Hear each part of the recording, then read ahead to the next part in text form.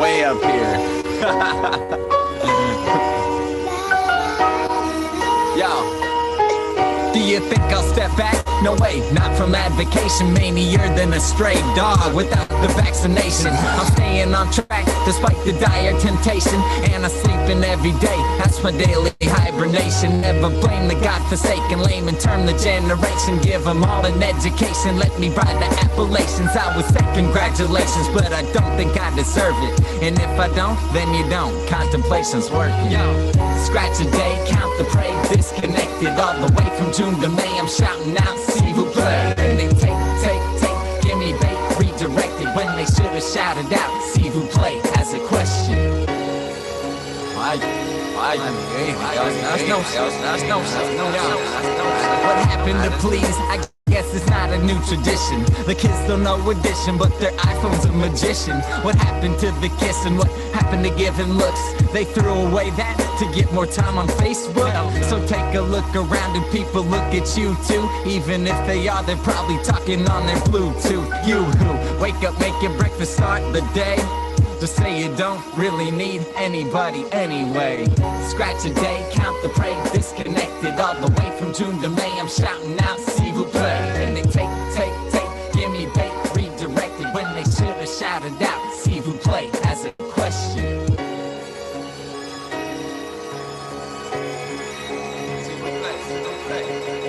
Occupy the time to wonder why.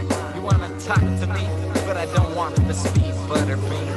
Fluttering to break the stride, butterfly so innocent. Break the tide, take the ride and start flipping them. Sicking them with the way you've been. Questions wrecking the mess you in. Stash with the mess again. Less again. Part with me, don't start with me. That's what you need to get away. Scratching out of my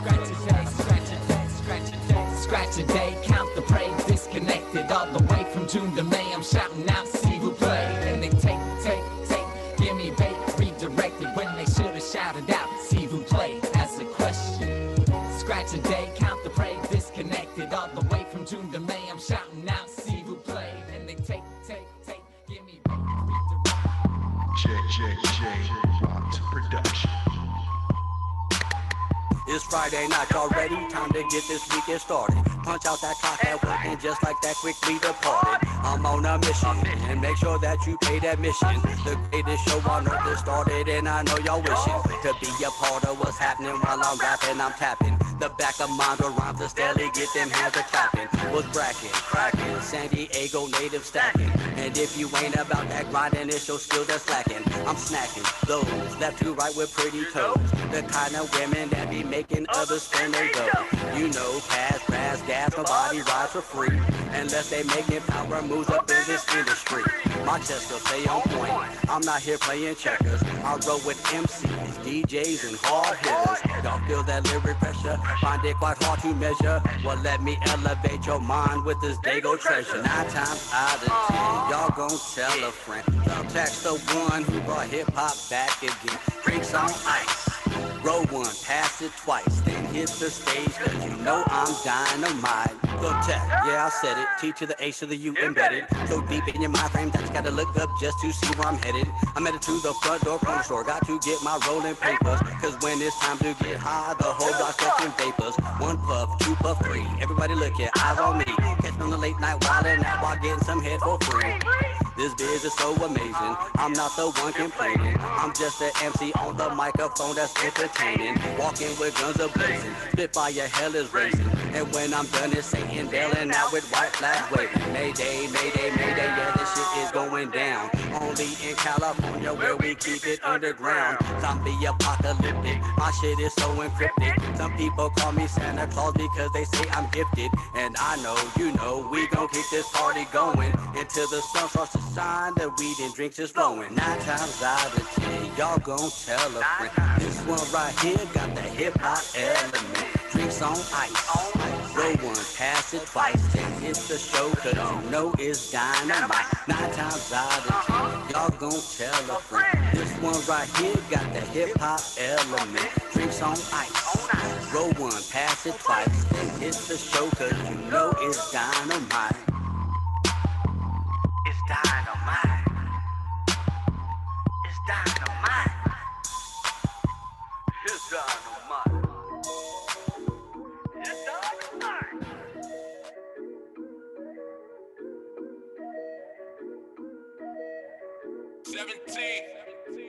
Hey, I just dropped my nuts on 'em. Got these niggas mad cause I don't fuck with 'em. If it ain't about a bag, then I can't fuck with 'em. Tryna hurt my family, we gon' up on 'em. Yeah, we gon' up on 'em. I just dropped my nuts on 'em. Got these niggas mad cause I don't fuck with 'em. If it ain't about a bag, then I can't fuck with 'em. Tryna hurt my family, we gon' up on 'em. Yeah, we gon' up on 'em. I had to drop my nuts on 'em. Niggas mad, I don't fuck with 'em. Glock 17s, we stuffin'. Run up them bags and double it. Man, pass me the bag, you fumbling. Say that shit with your chest, you mumbling. Might drop me a tape when the summer hit. Only real niggas I'm fucking with. Hey, shout out the gang, my brother's lit. I'm all about a bag, fuck a bitch. AC the Ream, I can never switch. Reach for my chain, you getting hit. Real niggas, yeah, they feeling this. They like Ream, he killing it. And I'm going up. And I can't stop with the ceiling is. I talk about money, you been dismissed. I'm getting bread, fuck it this. I stay with a shooter, he gon' switch. I'm all about money, I'm focused. Niggas don't like me, I notice. 650 with the coldest. Murder cap, nigga no cap. I'm tryna hit him with boulders. I'm mixing some rock with the Bel Air. I'm killing myself, but I don't care. I feel like a self-made millionaire. I ain't got it yet, but I'm getting there. 30 rounds next to my underwear. Glock 24, get him out of there. When you in the streets, ain't no playing fair. Play with the family, take it there. I just dropped my nuts on 'em. Got these niggas mad cause I don't fuck with 'em. If it ain't about a bag, then I can't fuck with 'em. Tryna hurt my family, we gon' up on 'em. Yeah, we gon' up on 'em. I just dropped my nuts on 'em. Got these niggas mad cause I don't fuck with 'em. If it ain't about a bag, then I can't fuck with 'em. Tryna hurt my family, we gon' up on 'em. Yeah, we gon' up on 'em. Straight up, thuggish, roguish bone. Bitch, I'm doper than a crack stone. Money counted in my home. Going off sound like a fax phone. Government funded section 9, trap it off the track phone. I don't take no breaks, re-up right before my sack gone. Shout out my niggas, fishing off the tier, 25 plus years. Needle on the chair, death in their eyes, cold headed y'all stairs. PLR car, NorCal Bear, anything less, I really don't care. You ain't shit with us, your homeboys, okay, nigga. I got 2 clips, you ain't even got to share. Niggas gon' see what the doors pop. Pitbull bit on my jaw lock. Bitch, I think I'm Mac Dre. You little bitch, I think I'm Tupac. Can't stop, won't stop feeling myself. No code, on me do the drill myself. Niggas acting like it's good. Fucking with the fam, you don't want no problems and kill yourself. Shots to a motherfucker face. Put my nuts on your bitch. Shit, hell of my dick case. You ain't talking bag talk, bag up. Give me space. Talking reckless on the road. I'm going up. Getting race, little bitch. I just dropped my nuts on 'em. Got these niggas mad cause I don't fuck with 'em. If it ain't about a bag, then I can't fuck with 'em. Tryna hurt my family, we gon' up on 'em. Yeah, we gon' up on 'em. I just dropped my nuts on 'em. Got these niggas mad cause I don't fuck with 'em. If it ain't about a bag, then I can't fuck with 'em. Tryna hurt my family, we gon' up on 'em. Yeah, we gon' up on 'em.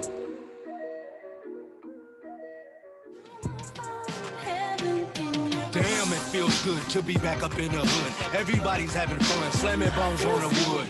Fired up, we got Langston Drink, sponsored by Good Guys, Gone and call Frank. Thank God that the game's been good to me. We got that EBT card, so the goods on me. Who got the jug for me?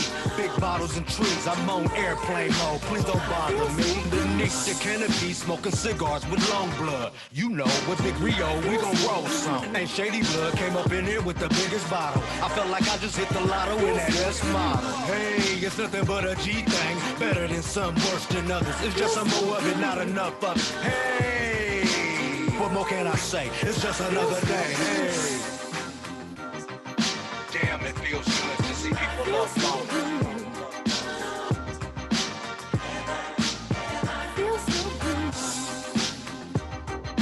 Damn, it feels good to see people love lonely.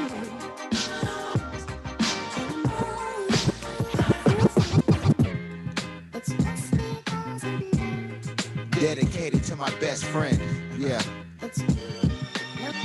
Yeah, my lover and my best friend. I love you, best friend.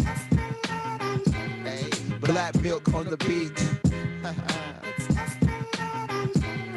Yeah. She stood about 5'6" with some nice sized tits. Her GSLs make a nigga bust quick. She only gets submissive when I'm giving her the dick. Any other time she bossy playing hard to get. We were friends before lovers, that's some real nigga shit. We both have a past and we recognize this. We don't put a title on our relationship. She lets me do me and I appreciate this. She's my best friend. Sometimes I wish she was my girlfriend. I want her all to myself, fuck her X-Men. I know better than to let my feelings get in the way of our friendship. That will be a sin, but it's hard because she's beautiful and hella cool. She's really smart, like the same things that I do. Now I'm confused and don't know what to do. I'm getting mad when she tell me she talked to other dudes. We argue on the phone, she hang up in my face. I'm feeling bad cause we ain't talked in a couple days. I text good morning love, she reply good morning babe. I text back I apologize, she texts back it's okay. We back talking again, I'm having better days. I got it bad, call me Usher Ray. I love my best friend, I love her even when she tell me that she don't want to be more than just friends. Cause even though I want her as my girlfriend, my heart knows that it's best she be my best friend. My best friend. I love you, best friend.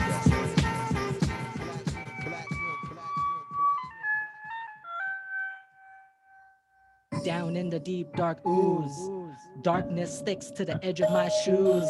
So I stomp on a twisted fantasy inflicted as I traverse through society's sickness, trapped in a box alone. As we roam, discovering buried bones of a past that's never shown. Suicidal spirits etch, we fear it on their bloody skin, with a note to their mother, father, next of kin. This is a game we can never win. We're born to die, our brains are fried from sin. Addictive personality disorder. Personally, these pills keep me on the border between this world and the one to come. Who really knows, cause life's holding us ransom. So we'll never see above the clouds, lost in a haze, fists raised to the destructive crowd.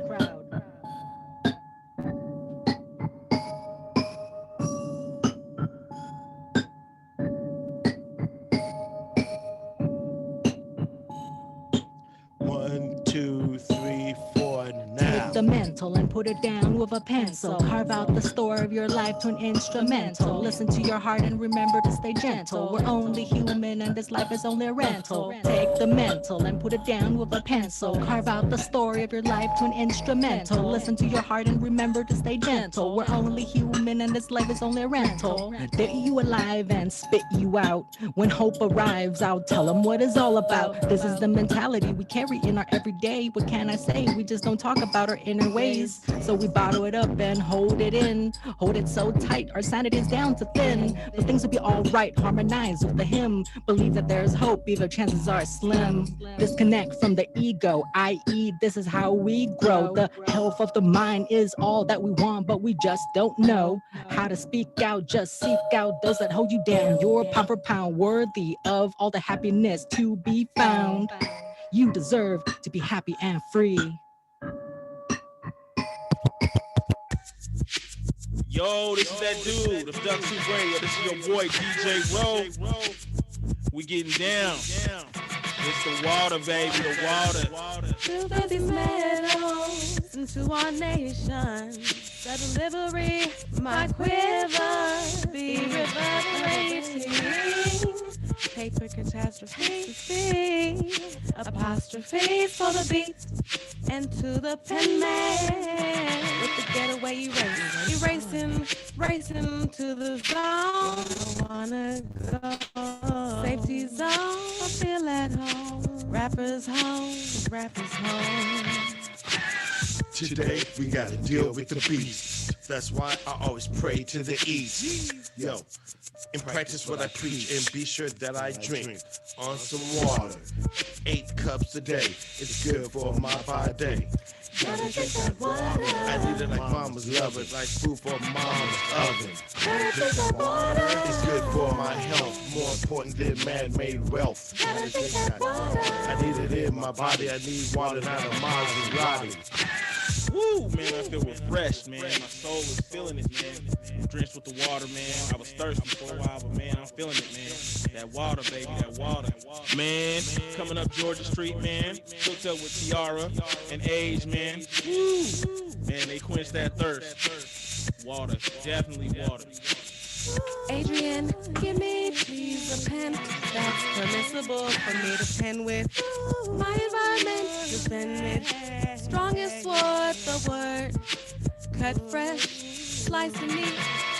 Refreshing, lime juice and nice. Easy peasy, lemon squeezy for the spice of life. Nice and easy, is it true? All that we get from the struggle makes the flavor spike just right. Words of Afro Samurai. Racing, looping through the sky. I accuracy of a radar. Mouthpiece on the radio. Follow your star.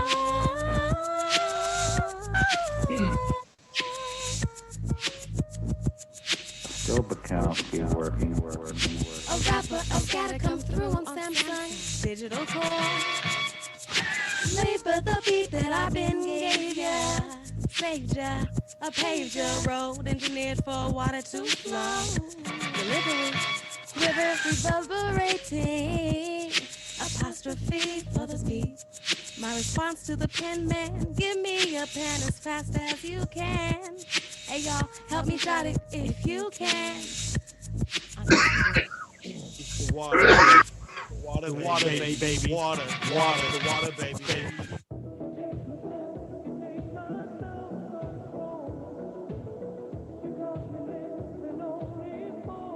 I'm only living for the night. Tryna take my self-control.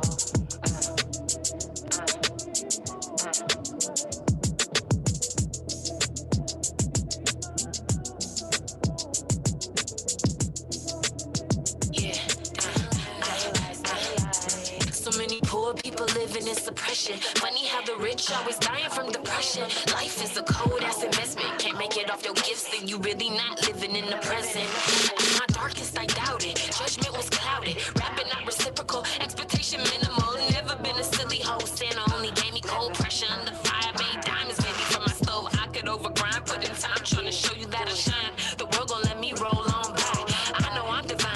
Pray for peace of mind. Living like it's quitting time. Fuck that shit, I'm getting mine. Walk the straight line. Your path, not mine. You don't want it like I want the whole pie. I'll take it like they took Osiris side. I control self. Yo, this your boy DJ Rowe. What's up, Anna? What's up, How you doing, my friend? Yeah, let's get it going. Anna's Let's get it Historical going. Podcast. Yes. It's Global History Radio, and we have a guest, Scott Shaw. Do I need Scott, to you do there? something here? Do I need to start something? Yeah. Start your, What do I need start to your do video. here? I'm sorry. I That's thought I okay. was a champ just getting on here. You are. Well, that's certainly Roselle. What am I doing wrong here? Tap where it says to the bottom left. Yeah. Tap where it says start video. Oh, that would help. Yeah, you gotta open the video. Yep. Okay, cool. The one I'm on every week is not like that. Thank you. Oh, okay. Nice to see both of you. Yeah. Well, hey, nice to see you again. Thanks for coming on the show. Most Sure. definitely. Thank you. Yeah. Hey, I enjoyed meeting you guys a couple of weeks ago, and I thought, why not do it some more? Definitely. Yeah. This show's a little different. We but we don't do as much music. We do it though. I can't. A lot of this show is on Facebook. So hey, Facebook, Scott Shaw's on here, and I will tag you. But we can't do any of the music or videos on Facebook. So Sure. yeah. So I shut that part down. And we're just definitely a place for people to come talk about their work, their interests, their influences. I'm always really interested in what inspires people. How do you get started doing what you're doing, and what keeps you going? So, and we also talk a lot about, this is called Global History Radio. We talk a lot about world politics and history, but we don't have to talk about any of that. But in my experience, people. I'll tell you, I have one thing that I think would be interesting for us to talk about, is how cartoonists started offensive images of people different than the people doing the drawings.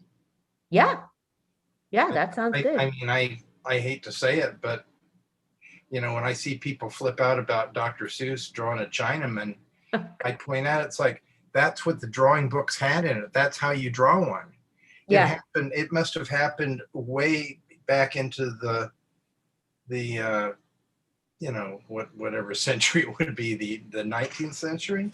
Yeah, way back in, because it seems to have existed way too long. Yeah. But they didn't have the kind of publications that we did by the early 1900s. Well, man, Scott, you touched on one of my favorite issues, because that is something I like to.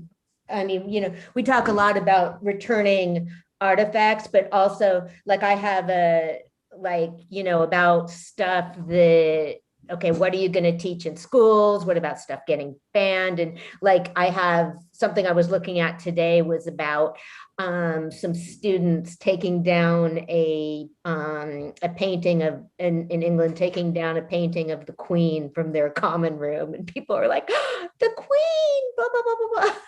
So, yeah, I mean, things are changing fast, and unfortunately, in some cases, I think people don't quite understand the history of the person that they're going after.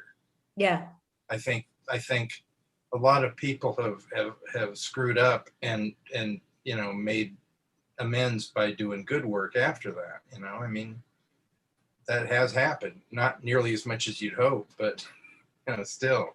It's true.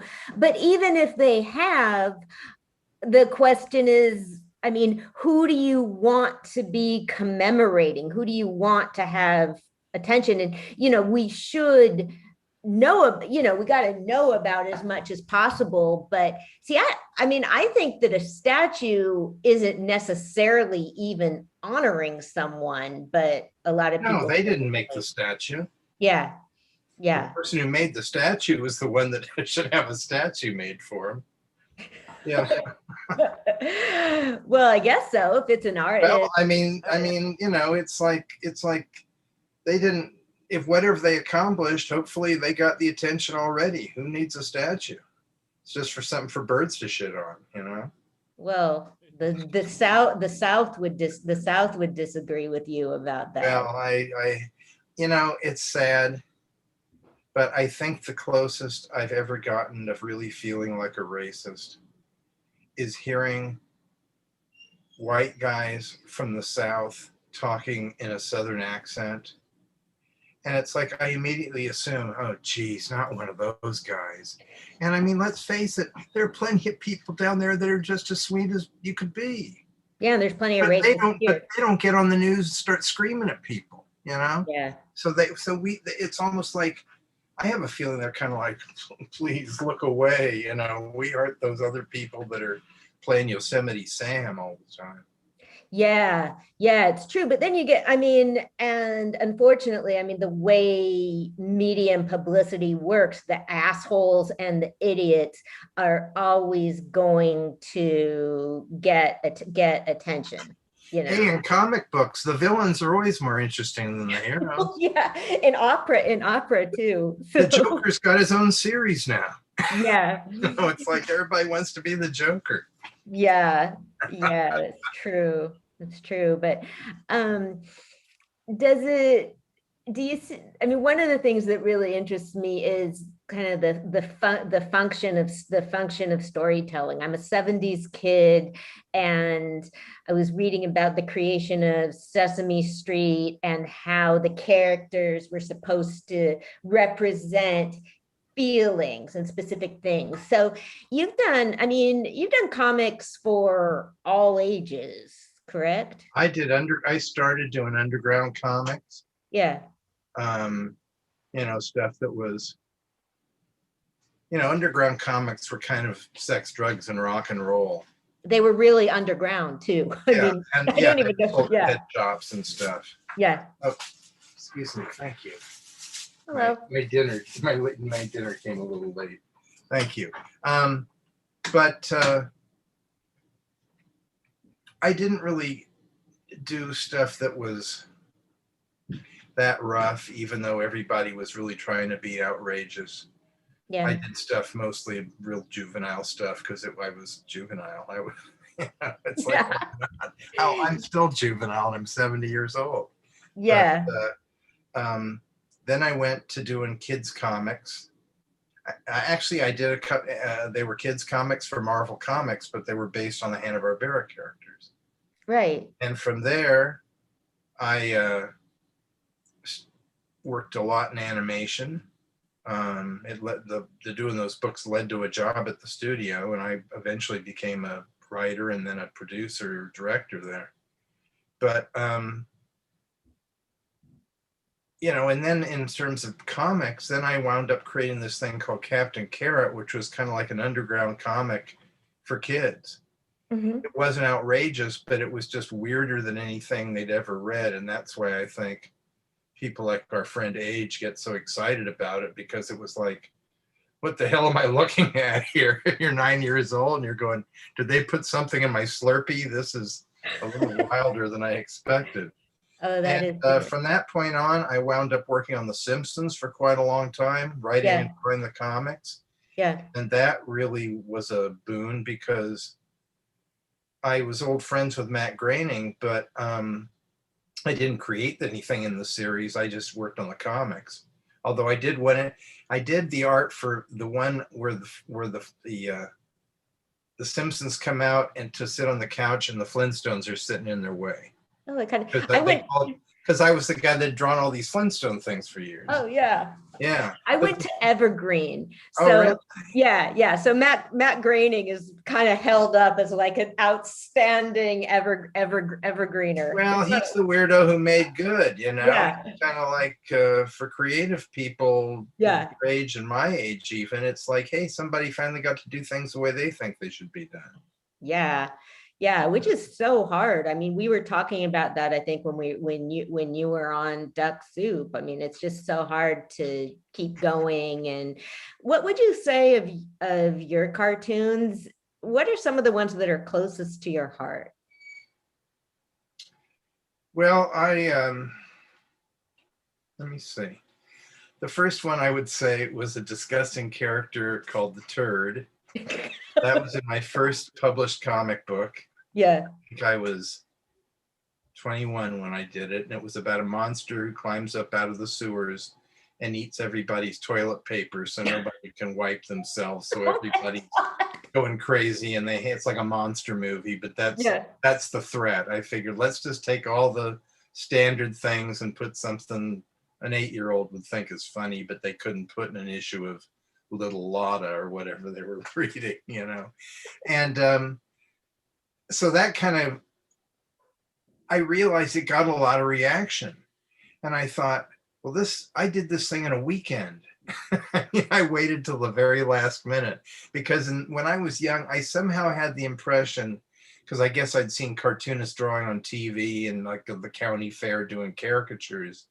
I thought, well, you just have to kind of sit there and it just kind of works itself out. Yeah. So I always waited until the last minute. Now I plan like a maniac, but in those days, my stuff looked juvenile, and I waited to do 10 pages in 2 days.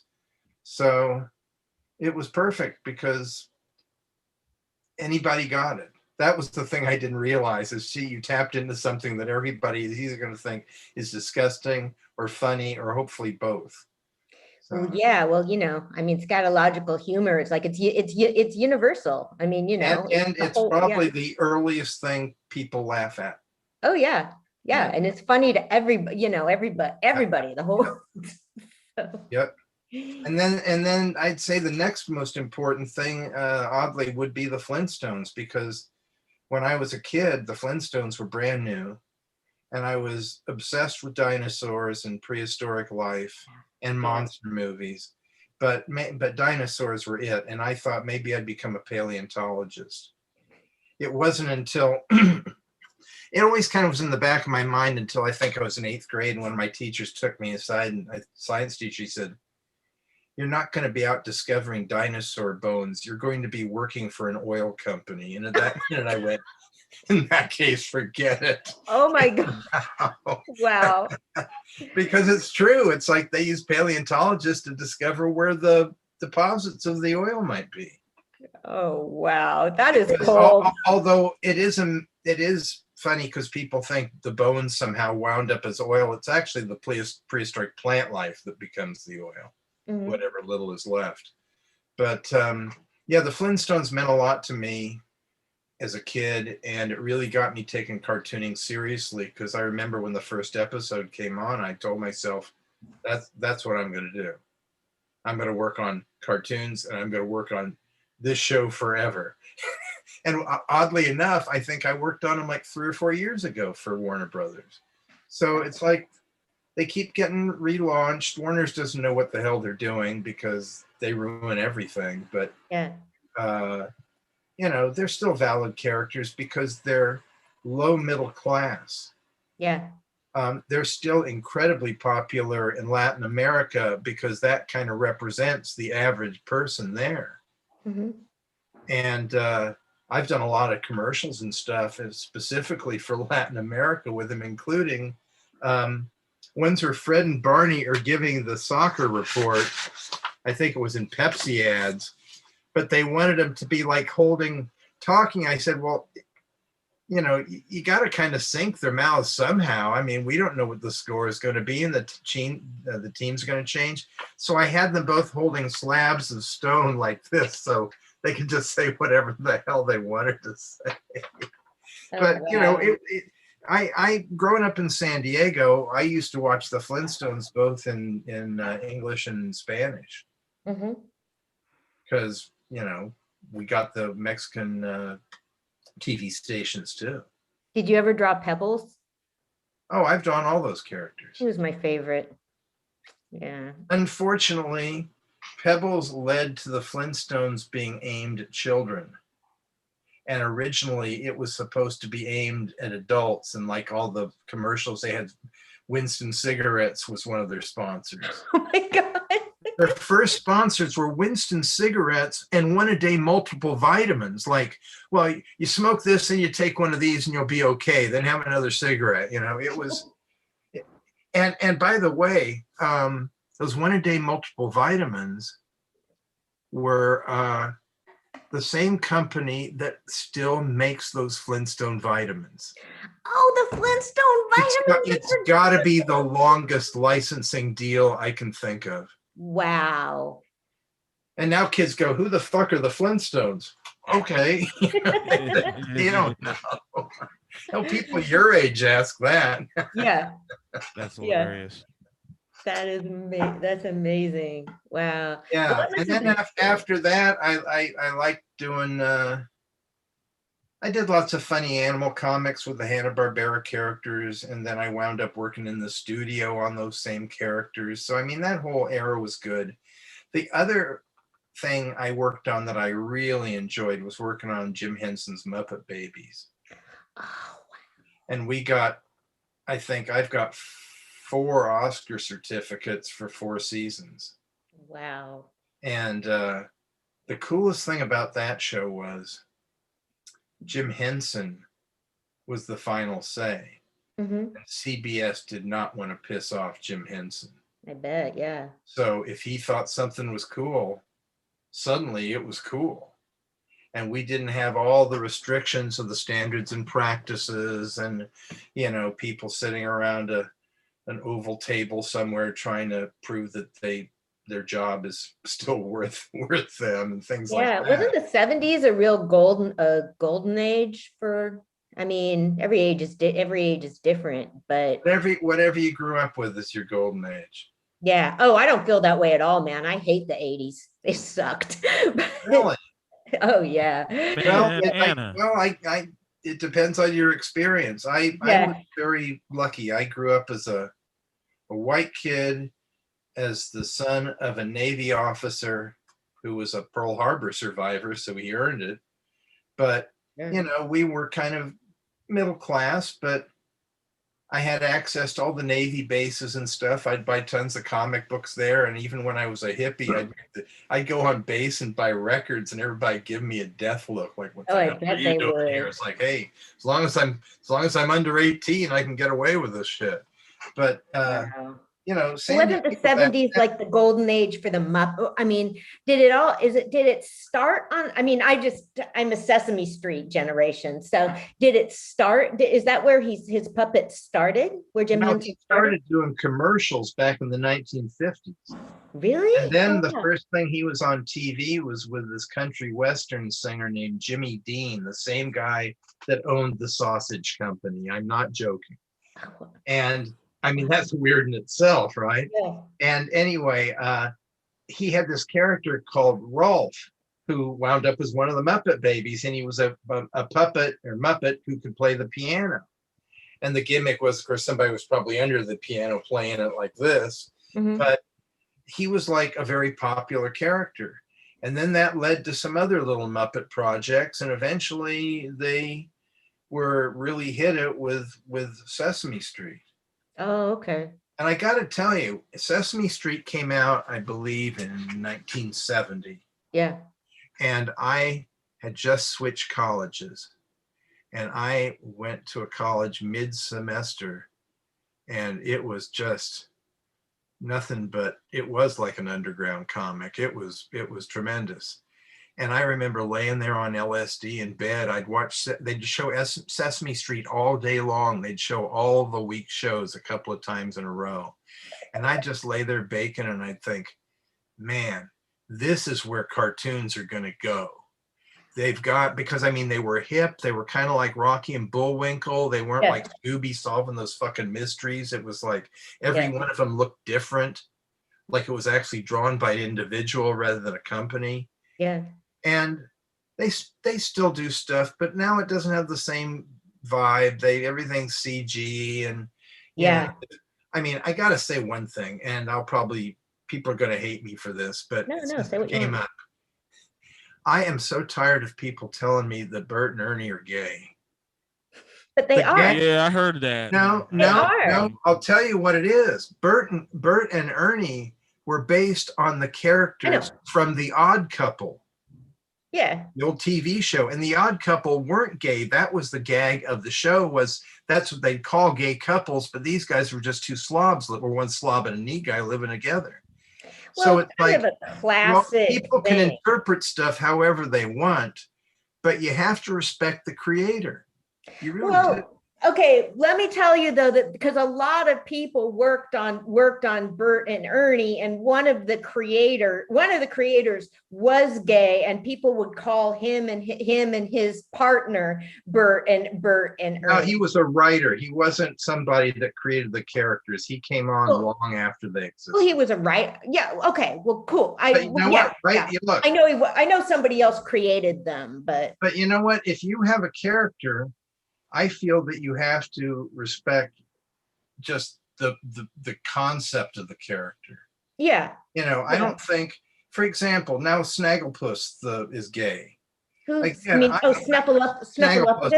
No, he's not a Muppet. He's an old Hanna-Barbera character. But DC now and Warner Brothers owns them, and they keep trying to figure out ways to make those characters relevant again. So he was very theatrical. He was like a Shakespearean who was always like gesturing and, He talked like Bert Lahr. It was actually a ripoff between the Pink Panther and the Cowardly Lion. I mean, those were the actual sources. Although Bert Lahr was gay, but I don't think that had anything to do with, I don't think anybody knew that at the time. I think it was just, he's theatrical. And then after a while, you know, I mean, I have plenty of gay friends and they're and in animation, and none of them have ever said anything like that. It seems to be it's probably less appreciated in anime. Okay, so but the thing is I've told people, I said, he's theatrical. Wouldn't that be really offensive to label some gay person as theatrical? That's the whole shtick. It could be, but his bottle cap collection and his paper clip collection. Suddenly you know about him? You said you didn't remember who he was. Oh, who? I'm talking about Snagglepuss. Oh, I don't know who that is. I'm stuck on Bert and Ernie. I love them. Well, I don't know who the other person is. Look, you know, I mean, but that's the thing. That's what Felix Unger was. He was a little, and everybody always thought Tony Randall was gay, and he wasn't. He just was very sophisticated and very particular, you know, and and that is a real dumb stereotype. You know, if you like the arts and are nicely dressed and are a man, you know. So but yeah, you know, I mean, I feel like it's really, it is really important to, I mean, it is a really interesting thing about creativity, because you do need to respect the vision of the person, but creative arts, you are putting it out there for people and they do bring their own experience. Well, what's the wrong with creating new characters? Well, that is great. That is great too. That's what I'm all for. Create something that people don't feel like has been repurposed for them, like it's a hand-me-down. I mean, that's kind of insulting too. It's like, people don't think stuff is a hand-me-down. They think if they're experiencing it for the first time, it isn't to them. I mean, you know, though, those companies would be smarter because it'd sell more toys. That's the truth. That's the bottom line on all. See, like Dumbledore. I mean, Dumbledore was gay, man. I always thought Dumbledore was gay, and then J.K. I mean, I'm gay, and so then you could tell there were all sorts of things, and so then people were mad at J.K. Rowling for saying that later and saying she was like jumping on the bus too late, and I was like, well, some of us like already thought that, you know. See, I never followed any of that, so I love the Harry Potter. Now you're the one talking gibberish. I love the Harry Potter books, but you know, I mean, I do love that question. And well, I'm a big I've read all of Margaret Atwood's books, and I watched the show The Handmaid's Tale, and you know, people have definitely, I mean, I've read interviews with her about that. Like, what is it like to have had people take your story and really put a different spin on it? So, you know. Well, not only that, but I mean, I'm not bragging here, but I've known a lot of, you know, truly great cartoonists. Oh, yeah. And knowing them, and then they're saying, well, of course he meant to do that. And it's like, I knew this person, he would never, ever come to that conclusion. And then people are like, well, you're just flipped out. I said, no, seriously, I'm not speaking for him, but I know his personality or her personality well enough that this would never be the intention. It was like I got into an argument with somebody and finally I went to Joe Barbera and made a bet, acted like I was winning a bet. Yeah. My friend had told me that the black maid in the Tom and Jerry movie cartoons, because Bill and Joe did those, they created Tom and Jerry, was the owner of the house. And I said, I'm sorry, but in the 1940s, that was the cliche. They were going for the cliche. That's what cartoons were in those days. And so anyway, I went into his office, and he was about 85 at the time. And I was real good friends with the secretary, so she kind of like set it up, called me when he was in a good mood. And I went in and I said, he'd like to be called Mr. B. He was Italian, so he really thought he was a cool guy. And she said, yeah, Mr. B, I'll see you now. So I went in and I said, Mr. B, I said, I've got a problem that maybe you can solve. I've got a bet. And he was a real money guy, so I knew that would zing with him. Said, I've got a bet. I said, I've got a friend that said, and the character's name was Mammy Two Shoes. They never used it on screen, but it was that on model sheets. And later, when they did like a sanitized version, they had a family called the Two Shoes, but they weren't black. But anyway, I said, did Mammy Two Shoes own that house, or was she the maid? And he kind of looked at me, and he like pushed himself up and got in my face and was, of course she was the maid. And I'm thinking, yeah, Boom. of course, I mean, you're an 85-year-old guy, Yeah. and it's not, this sounds corny, but I don't think there's anywhere you're going to make those people see the light, and you can't change history. And I think that the cartoons still hold up as being really good. Yeah. And there's actually one of them where it's kind of cool because she's preparing to go out on a date and she's dancing around and putting on nice clothes. And you're going, let's see her doing stuff like this in every cartoon, and then we wouldn't hate her. She'd be a person at least, But that cartoon just using it as a plot gimmick, it was kind of it wasn't even a character. She didn't even get a name on screen. Yeah. Yeah, I mean it's really tricky, and I mean it's a great question. I mean, I also, again, like 70s kid, I grew up on Little House on the Prairie and the Little House books. I love them, and now there was a Laura Ingalls Wilder book award, and that does not exist anymore because of the problems in her book, because because of the racism toward Native Americans. Oh, sure. Yeah. Well, there's a station that runs old Westerns constantly, and I'm like, my jaw's kind of dropped. I never cared much for Westerns anyway. Yeah. But the only two I liked was Maverick, who always outsmarted people without pulling a pistol, and Paladin, who was the only white man that the Indians trusted. And they were like, yeah. I always wanted to see Tonto have his own show. I thought he was a hell of a lot more interesting than the Lone Ranger. I mean, that's the thing. When I was growing up, if you saw people of any color on TV, to me, that made them all the more interesting. Yeah. When I was a kid, I used to watch a show called Amos and Andy that was based on a radio show where two white men played these characters, and then they'd occasionally appear in blackface for publicity photos and stuff. But the TV Amos and Andy made me curious, because I think you probably have heard of Floyd Norman, the Disney legend who was the first black animator at Disney. If you don't, you should, because there's a whole movie about him. Yeah. Anyway, we were talking about that one time, and I said, I haven't seen him for a long time, but when I watched him, to me, it was like watching the Honeymooners or Sergeant Bilko. They were funny guys who had these schemes, and I liked looking at him, and I liked hearing him talk and everything. I said, are they really embarrassing? And he said, well, they're dated, but he said the thing about that show, and another one I found out years later about Rickety Rocket, which was also a cartoon show with all black kids. It was like a ripoff of Fat Albert, but it was in a ghetto in the future. Great idea there. But they made more money for black actors and voice actors than any project in history up to that point in that area. So, I mean, where do you make that decision then? Yeah, is this corny and racist? But yeah, all these people were actually getting jobs out of it. Yeah. I mean, it's a tough call.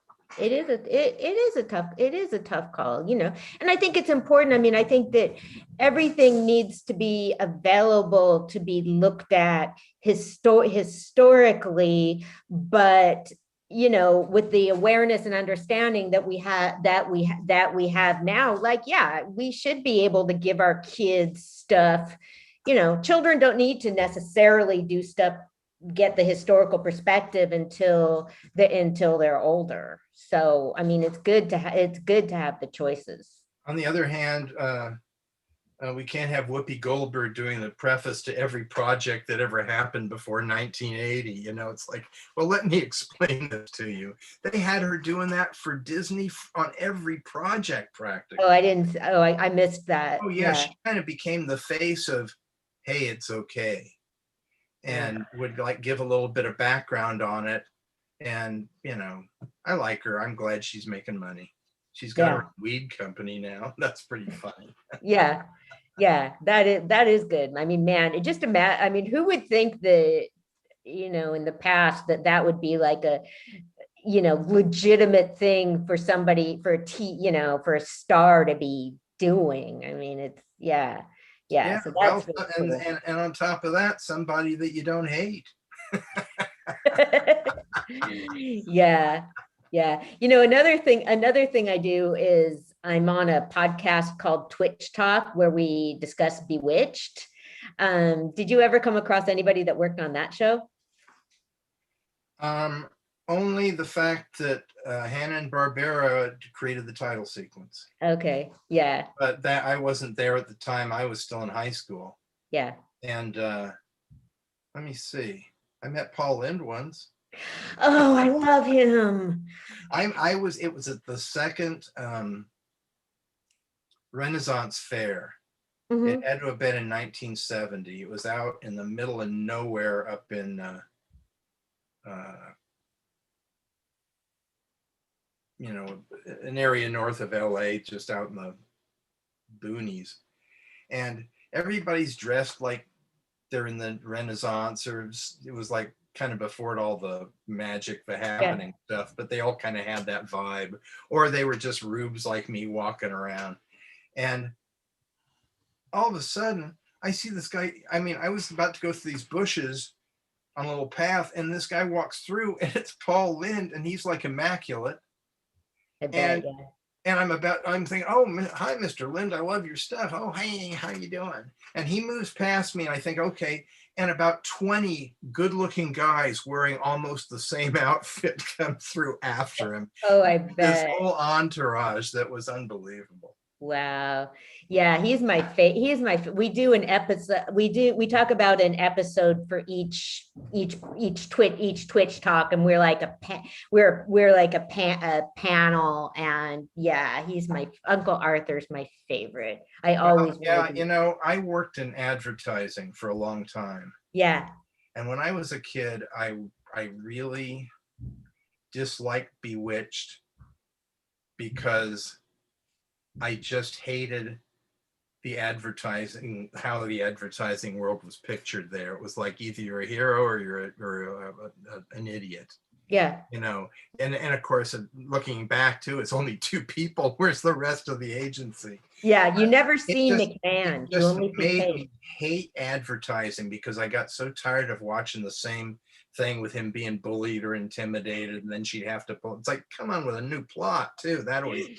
Well, see, I love. They do have different plots, but see, I love those. I love the writing on there, and you know, like with some of there's a couple ones. I mean, that's probably like 70% of the episodes are like some mishap and Larry and Louise coming for dinner. We're getting like way. I don't know if everybody wants to hear about Bewitched, but yeah, I mean, I loved that animation sequence at the beginning.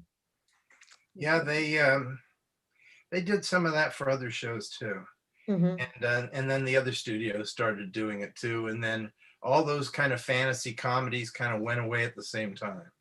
Yeah, that stuff really goes in stages. Pardon me? They all kind of canceled each other out. You know, which was the most successful of any of them. It was a marketing change too. Somebody I know from the Bewitched panel Taylor, are you listening? Is a professor of TV, and he said it was some of it did have to do with that there was like a movement to make more realistic stuff, just changes to make more realism, and that's when you got All in the Family. And I was going to say that's when the Norman Lear stuff came in, and that set the new high bar because suddenly TV was allowed to be controversial. Yeah. And, you know, even though they had little lessons kind of at the end of each episode, they actually were beneficial, I thought. I really identified with Meathead. I looked just like him, except it was my real hair. And I used to think, that Meathead, he's right on. And years later, I'm realizing both he and Archie are both assholes. I mean, that's what's brilliant about it. They're both kind of jerks. They're both too much into their own beliefs and not willing to listen to anything else. Yeah. But at the time, it was like, man, you go, you know, and it probably didn't have had something to do with the fact we looked like, but he didn't really look like that. Yeah. Yeah. Well, then there's like the him, Paul though. Lynde show He with turned Howie. into a good guy. Pardon me? I said I still like Rob Reiner, though. He turned into a good guy. Yeah. Yeah. Yeah. Well, yeah, I think Taylor's whole thing is like, yeah, he studies Norman Lear and then he has like a doctorate on the Golden Girl, total TV. I worked on a cartoon show produced by Norman Lear. Oh, okay. And nobody ever heard of it because it was one of those shows in the 90s, where all the studios were expected to put some educational input into all their concepts. Yeah. So I did one. I didn't. They asked me to direct it, but I was working in advertising and I didn't want to lose that income. Yeah. But I did a lot of storyboards on it, and it was a thing called Channel Umpty 3. Mm-hmm. And because it was so unusual, it was educational, but in kind of a cool, kind of almost psychedelic way. They buried it like on Thursdays at 3:00 or something, so nobody ever knew it was there. Oh no! And it's interesting to see. I think if they'd had another season, it would kind of gelled with people, but it was a little challenging, I think, for kids to watch because it wasn't talking down to them. Mm. But that's what happens, you know. They want it to be for the lowest common denominator instead of the kids that, you know, like with Rocky and Bullwinkle, when you went and asked your parent about some reference, and then you found out either some history or an obscure silent movie actor. I mean, whatever it was at least based on reality in a weird way, you know. Yeah. Yeah, well, now there's just no predictability whatsoever because I mean, young people have seen everything on YouTube, so That's true, and YouTube does better than any of the services. Yeah, yeah. Kids now, I think, would rather see something that looked like it was made by another kid. I think they don't want to be. I think kids now earlier and earlier are kind of getting a sense of when they're being bullshitted.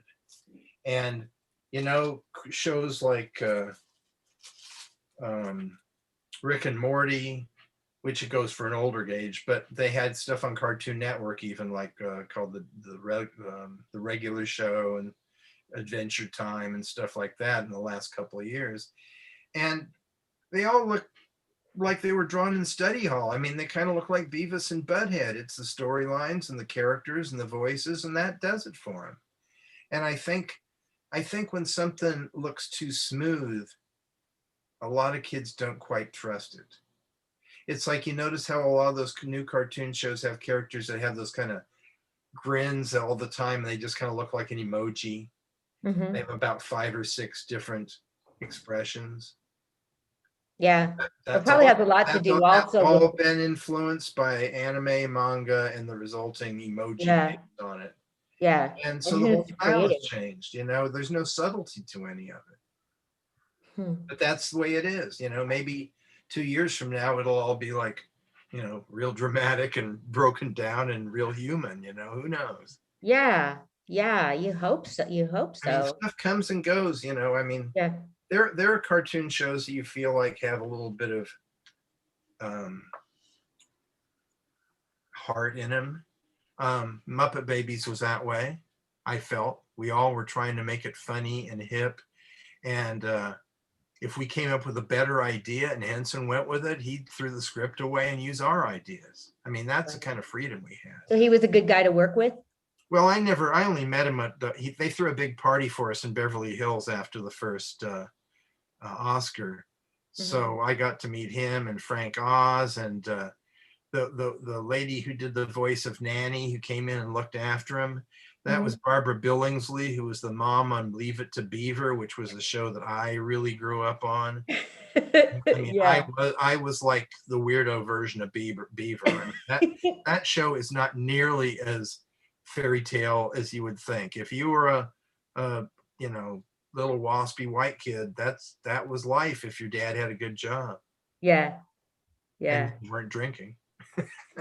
I was really lucky. My family was, plus I was the only child, which I think really allowed me to get as weird as I wanted to be. Yeah. I don't know it for a fact, but I really believe that my mom was having some trouble conceiving, and I was kind of the last chance. And I was kind of treated like the golden boy.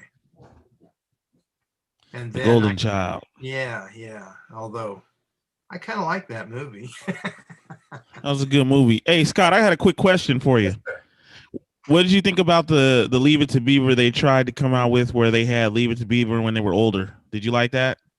That got kind of depressing. Especially looking at Jerry Mathers. You know, he was a cute little boy, but he just got progressively uglier. And it was like, come on, do some shows, talk about how everybody won't look at you, you know? He looked like Ron Howard's little brother, Clint Howard. He started out great. Now he's in horror movies because he's so creepy looking.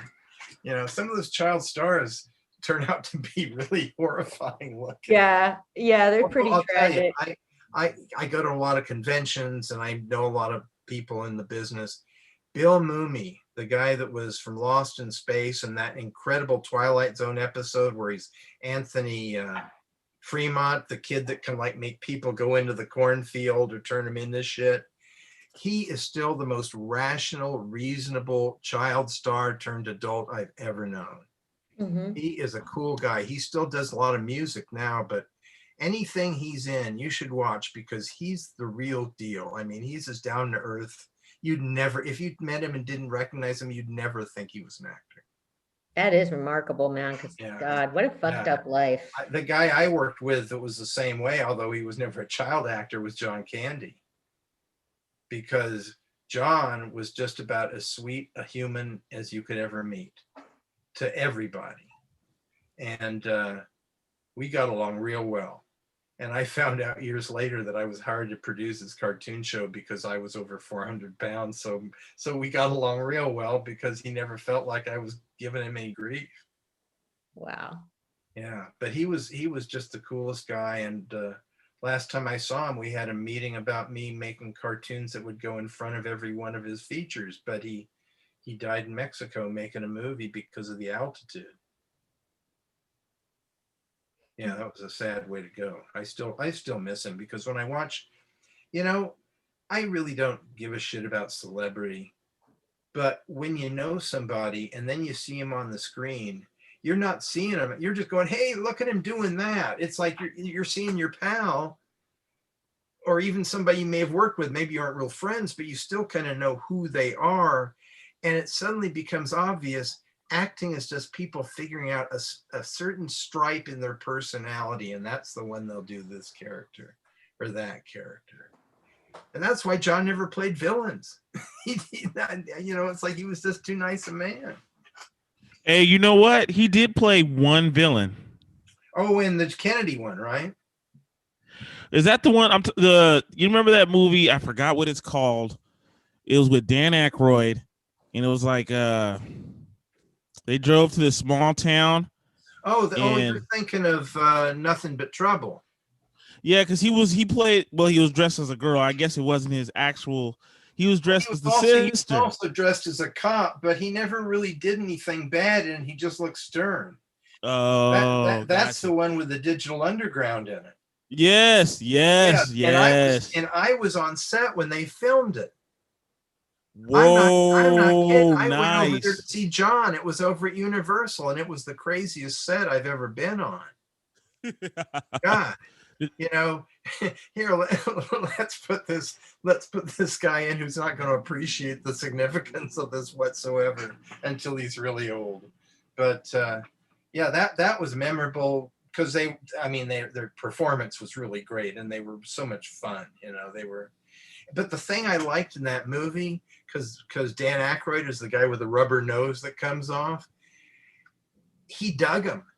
You're thinking, oh God, he's gonna like have them executed like he had that other guy out on that crazy roller coaster that goes into the chainsaws or something. But he dug him.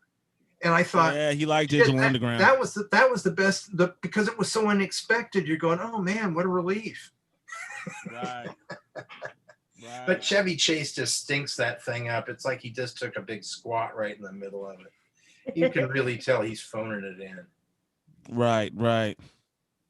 No, he's not a good guy. John Candy told me some stories. I won't repeat them because he's still alive. But yeah, Chevy Chase deserves his reputation. But I worked with a lot of people, and it was I didn't have any real bad experiences with anybody. I even hired people. Oh, this is kind of wild. I always tried to hire interesting people to do voices when I was doing those Pebble cereal commercials. And yes, karma is a bitch because now I'm diabetic. But beside that, I would get, for example, we had one with aliens. So I got Lorraine Newman, who was one of the Coneheads, and she came in and did it for us. I had one. It was with a giant shark, a giant purple shark, and I thought, who has the deepest voice? And I called around, and I found Lou Rawls was available. Lou Rawls, the singer, and he comes on. And he goes, I can't even talk that low. Yeah. But man, it was rich and it was perfect because it was really funny because you don't expect the shark to be so smooth, and that was the kind of stuff I enjoyed, is like giving people roles that they'd never had before. And of course, they're going to be nice when they come in because they're getting $10,000 for saying 3 or 4 lines, or in Lou Rawls' case, 3 or 4 words. But still. It was really fun. And I got to hire a lot of the people that were the original voices on the Flintstones. I had the lady that did Wilma do a commercial, and I had the guy that did Mr. Slate do a commercial. And then I made the mistake of getting Harvey Korman to do the voice of Gazoo, a character I never liked in the first place. And he was the only one that was such a sourpuss. We kind of were like, well, we're not hiring him again. but for the most part, those commercials, I understand it was venal and horrible, but I love the Flintstones so much I probably would have worked on Flintstone Nerf gas. I mean, yeah. Sometimes I feel like I was an asshole, and sometimes I feel like that was still the greatest job I ever had, because I actually got, when I was at Hanna-Barbera, we were sending all that stuff overseas. And you couldn't control how it looked, and the writing wasn't funny, and the voices were mediocre. For me, and those were in the 80s. I worked on those that's when I started at Hanna-Barbera in 78. And in my opinion, the 70s were even worse than the 80s stuff, at least as far as animation goes on TV. But finally, I could do it with people that were, that I could drive over to their studio, and if something was wrong, I could just sit down and say, this is exactly how I want it. Oh, okay. And it went really well. And I wound up doing the commercials, and then the ads that went in the comics, and then the art on the boxes, and then the toys that went inside of them. Oh, that would be so fun. Yeah, it was like I had more control over the Flintstones than I ever would have if I worked doing that in the studio. Wow. And I got to make fun of everything, including that first rapper song with Barney singing, I love Fruity Pebbles in a major way. That's mine. Yeah. I couldn't believe that was such a big deal until a couple of years ago. And I found about a half dozen articles online about this being like some seminal piece because it was so corny, it caught on with everybody. And at the time, we kind of thought, gee, isn't this a little too late? Because they were always like 6 months behind the latest big thing. And when I worked there, I actually knew all the people at the studio. So we had a Lion King parody out the same week Lion King came out. and it really worked well. And I just thought it was great because, boy, kids are going to know exactly who we're making fun of here. And I did the same thing with The Mask. I had Barney acting. He had some goofy outfit on that kind of made him look like The Mask. I think we called him Cartoon Man, and he's doing all those same boing kind of poses and stuff. I mean, yeah, they were commercials, but in a weird way, I'm more proud of some of those than I am of any other animation work I did. Maybe outside of the Muppet Babies, I worked on dozens of shows. But, you know, it was kind of like being a migrant worker. You know, okay, I'll do this one. Yeah. You know, or they'll say, you're only doing one. Yeah. Some of the studios too, like Disney, they'll lay you off after right before 6 months hit, so you don't have to get any of your benefits. Oh, I bet they, yeah. Yeah. And Floyd Norman, the guy I mentioned earlier, the first black cartoonist, and certainly one of the few men left standing that worked directly with Walt Disney. I think it was when he turned 65, they laid him off, and the next day put up a photo of him in the cafeteria. Like, see, we had one. Oh my God. Yeah. And Wow. He's now a Disney legend, and he's made it really clear. He said it to me, and he said it in this documentary that you really should look at. It's called Floyd Norman, An Animated Life. It came out a couple of years ago, and I'll look for that. won some awards. It's quite good. But he says, well, now they made me a Disney legend. What are they going to do? Kill me? He said, I can say whatever I want. They have no idea that they gave the reins to the guy that can sit. And Floyd loves calling himself a troublemaker because he's kind of like the guy that's like, you know, everybody else is, you know, kowtowing to the boss, and Floyd's like making a joke about it. When we worked together at Hanna-Barbera, he would make these great cartoons about Hanna and Barbera and hang them up outside of our cubicle. And then I started doing it too. And everybody thought it was great. And one day we got called in front of Bill Hanna, and he wasn't mad. He said his feelings were hurt because we called him Floyd did one that had him as the raider of the lost art of animation. And that was the one that he didn't dig. Wow. Wow. Probably not the business for sensitive people. No, I'll tell you though, you have to keep an ego going. Yeah. And learn how to put up with a lot of crap or get into another business. I mean, look, people out there are people out there that understand us, and those are the people you want to work with. But usually they don't have much money. Yeah. People with all the money, they say, we're the money, then we're going to call the shots. And you guys are kind of like idiot savants. Maybe you can write, maybe you can draw, but you're talented. You know, it's like going to take a dump or something. It's like, well, you can just do that, can't you? Yeah. I once had somebody stand over my shoulder from the ad agency in New York and say, can't you draw faster? Oh my God. I almost Yeah. strangled. Yeah. I actually did say, well, I guess I act like a silly. I said, no, I said, there's no knob up there that says 11 on it. Sorry. Wow. You didn't even get the gag. Yeah, no, you got to learn to put up with a lot of bullshit, but I've also walked out of a number of situations where I at least got the best last word. Sometimes that's almost better than the real thing. Well, that is a good feeling. Yeah. Yeah. Leaving a bunch of people wearing suits and ties with their mouth hanging open as you walk out the door. It's nice when you can't. Yeah, it's nice when you can do that. Definitely. Yeah, that's happened a couple of times, and it was kind of like all in situations where they wanted me, but at the same time, I knew it was a bear trap, so I just found funny ways to get out, though. At least I thought they were funny. Shocked everybody else. So have you always lived in Southern California? I was born in New York. Oh, okay. But my dad, being in the Navy, he wanted to get relocated to San Diego because that's where he went through boot camp. And I'm so glad he did. I mean, I like New York a lot, but Southern California, for a kid growing up, was just like who needed Disneyland? He had the beach, he had the mountains, he had a fairly good school system. He had people from all cultures there because of the Navy. Yeah. I mean, now it's pretty right wing, I understand. But back then, I mean, my best friends were a Jewish kid, a Korean kid, and a Mexican kid. Yeah. And we all did stuff together. We all went down and hunted for pollywogs together. When we'd come home, we were so colored with mud, nobody could tell who was who.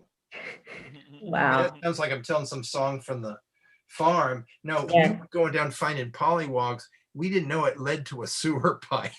So that was not the Rebecca of Sunnybrook Farms kind of version. It was crude. Yeah. Yeah. Oh, wow. That's great. That's great. Excuse me while I have some clam chowder. That sounds good. Hey, Rizal, do you want to play some music or videos or something? Yeah, sure. I can get into some music. Or sometimes people will pay just to watch a fat guy eat.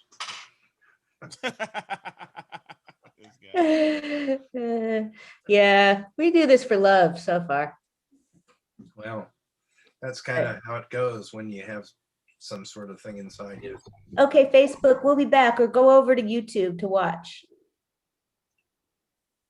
Give you everything, would do anything for you. Now I'm gonna give it up, yeah, no more, yeah. Give you everything, would do anything for you. Now I'm gonna give it up, yeah. What's the feeling? It's euphoria. It's the type of love that directors make a story of. It's the type that makes you get a ring, have a wedding on the beach with your friends and a honeymoon in Kokomo. Then she had my heart like an open door, overload. Fiend for her love like a drug and an overdose. Ignored the red flags and Crips round some Sue Woos. Now I'm the fool, the one left jumping through hoops. Baby, I go on my way to do things for you. So crazy, talking every spring rings for you. For the first time, I know what it feels to share love. But what good is that if getting hurt is all it does? Cause now I feel give you everything that you would do anything for. Now I'm gonna give it all.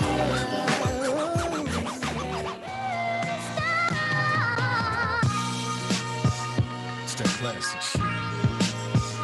Not that plastic shit. It's that plastic shit. Not that plastic shit. It's that plastic shit. It's that plastic shit. What you on the West Coast? Classic shit, I'm from the early 90s with it. Record deals, dope sales, hell yeah, we really did it. All nighters, getting money, kept the heater close. Bill Clinton face and printed on the brick of dope. Just a young nigga striving for the better things. Born of bricks, but I raised myself to be a king. Raised by the dope fiends, hustlers and the killers too. Didn't get high, did what hustlers and killers do. Been through hard times, only made a nigga stronger. Paper chasing life ain't never been a luxury. This is dedicated to the niggas that don't fuck with me. This is dedicated to the niggas really fuck with me. God bless, hope you niggas see the lack of luxury. It's actually a dream if you thinking you can fuck with me. God bless, hope you niggas see the lack of luxury. It's actually a dream if you thinking you can fuck with me. Not right! That's not right! That's not right what y'all doing! I came from the ghetto too! Same as all of you did! Y'all need to listen! But you know, y'all mess up my business! And you call it black power! You mad at the white man! Why destroy my business? Why destroy my trust? They got me hollering out, rock-a-bye, baby, hop back with the slingshot. And you can catch me in the parking lot. I'm up early in the morning with my hand back in the pot, whipping it up, cooking it up, it don't stop. Now let me shake up that oak tree. Allow me, the OG, to speak his testimony. This ain't no terrorist act, yeah, this a promise. And it'll be the hottest for the summer, full of drama, and that's on mamas. You can spot him from a mile away. He walks with a pimp strut, hollering anime. Please eat the cake, too many fake handshakes. You better watch out for these snakes, that's what can stab you in your back. Fake love is hella whack. This is for my bros, it's a roll call. It's step before dishonor, it's an OG call. I keep my hand up on my Rollo, if they clutch it, then I'm busting. I'm doing me, I'm sucker ducking, chicken plucking. It's a just for my road, it's a roll call.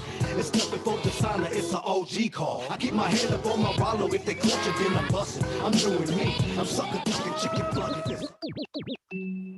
Yeah. Huh? It's a deep shit, nigga. Yeah.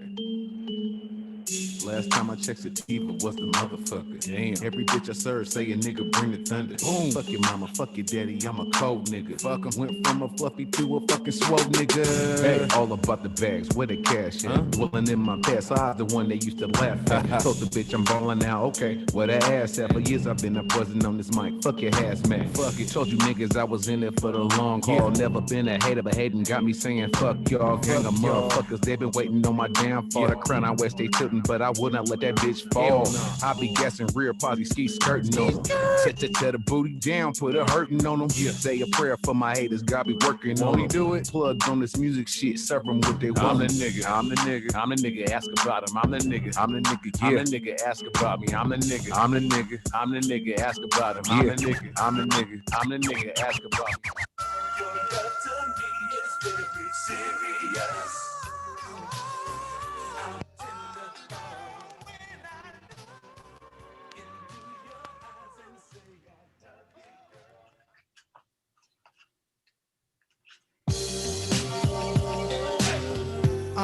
Yo, CA baby, West, hey yo, yeah, MC Wiggs,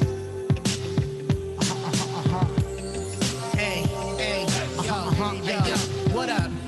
Another day, another dollar. I'm trying to get dumb rich for myself, fuck a bitch.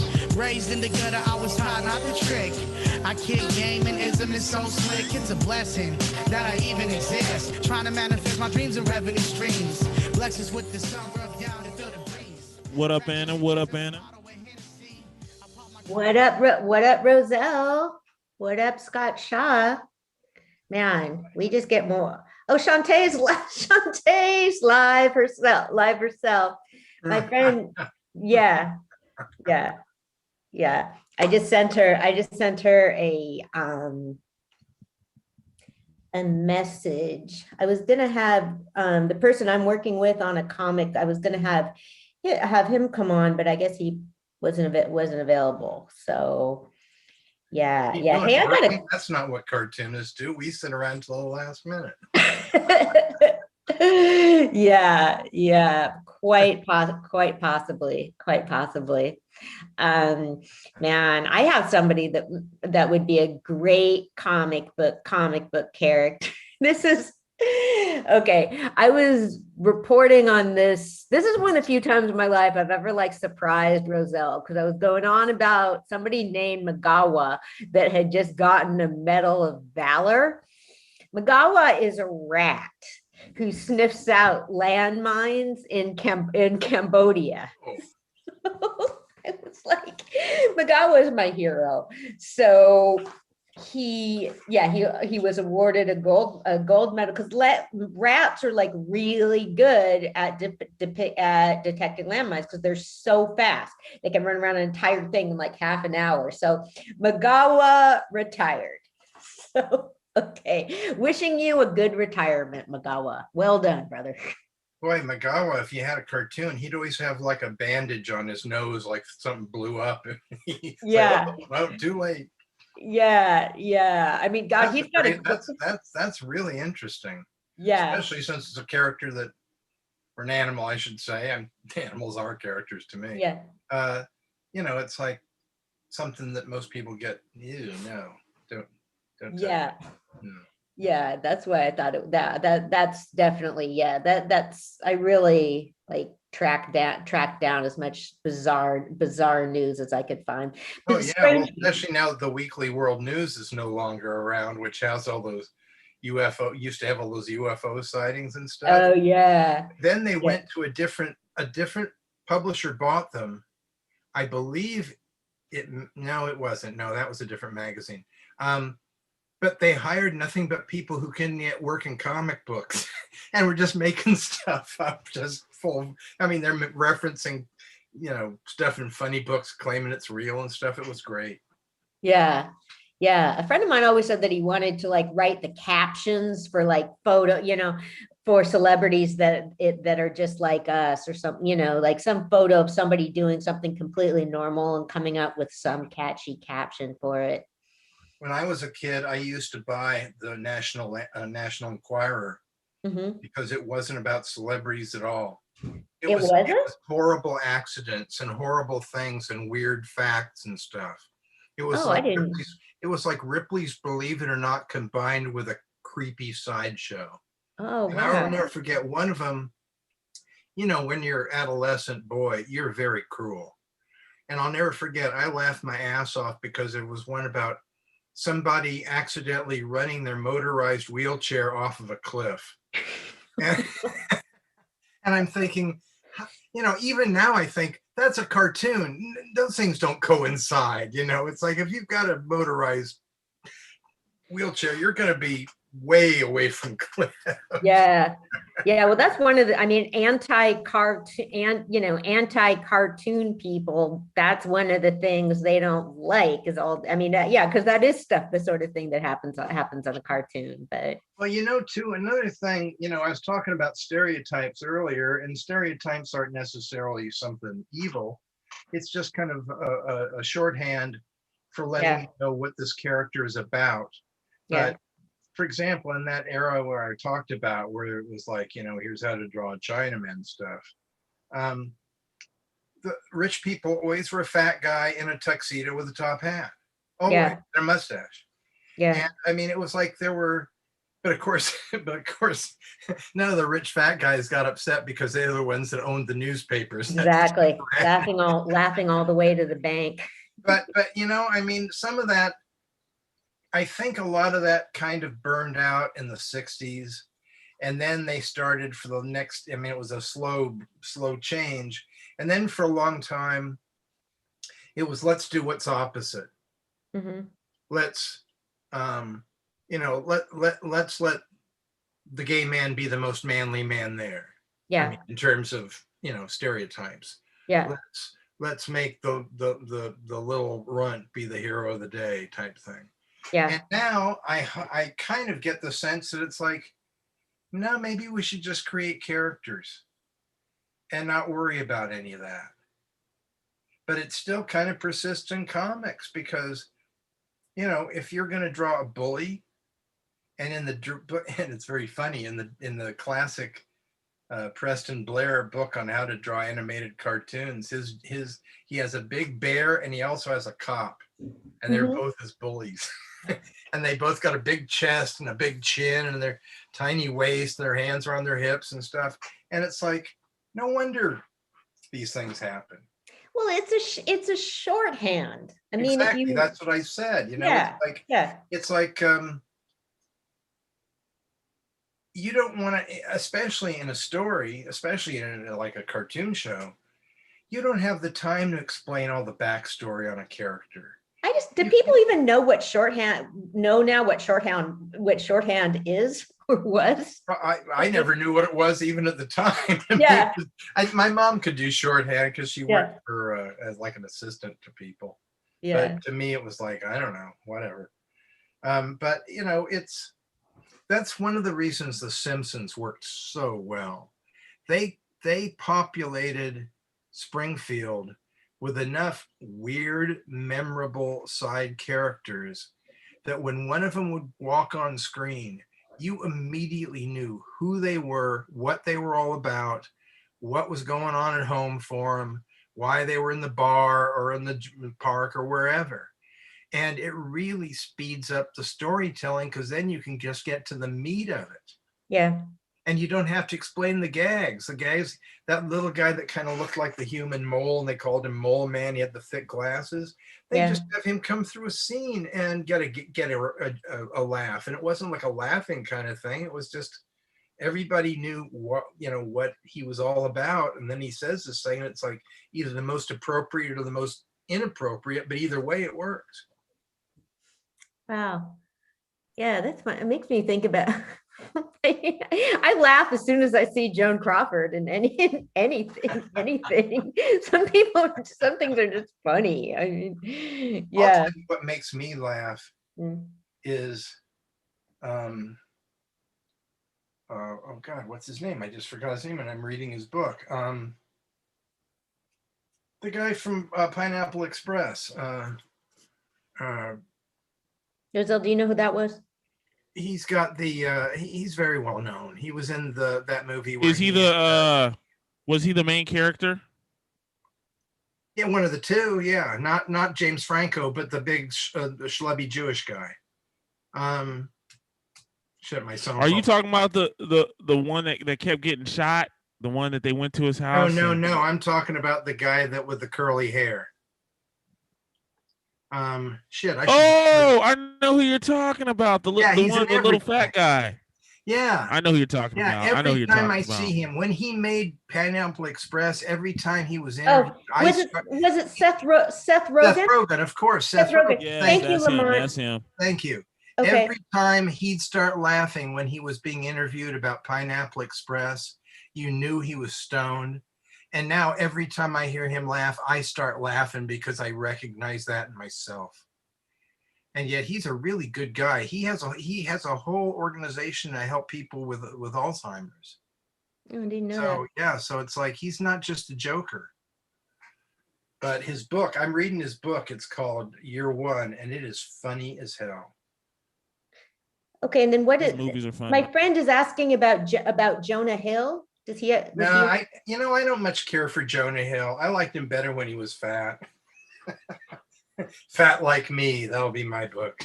I was thrown off a plane for being fat, just like Kevin Smith. Kevin Smith, man. See, that's they didn't have a belt extender and wouldn't say it and kept acting like they'd go over and talk to each other, and then they'd come back and, how are you, Mr. Shaw? I'm fine. Then they go over and talk, and then finally they just came over and like got me up and moved me out, and my wife and son are sitting there watching. They left your family?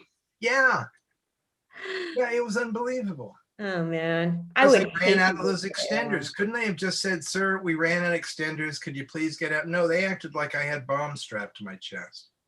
I would hate to work for an airlines, man. Southwestern, ladies and gentlemen, Southwestern Airlines.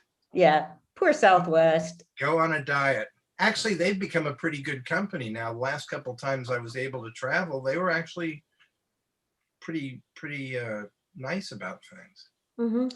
Well, they got enough bad press from Kevin Smith.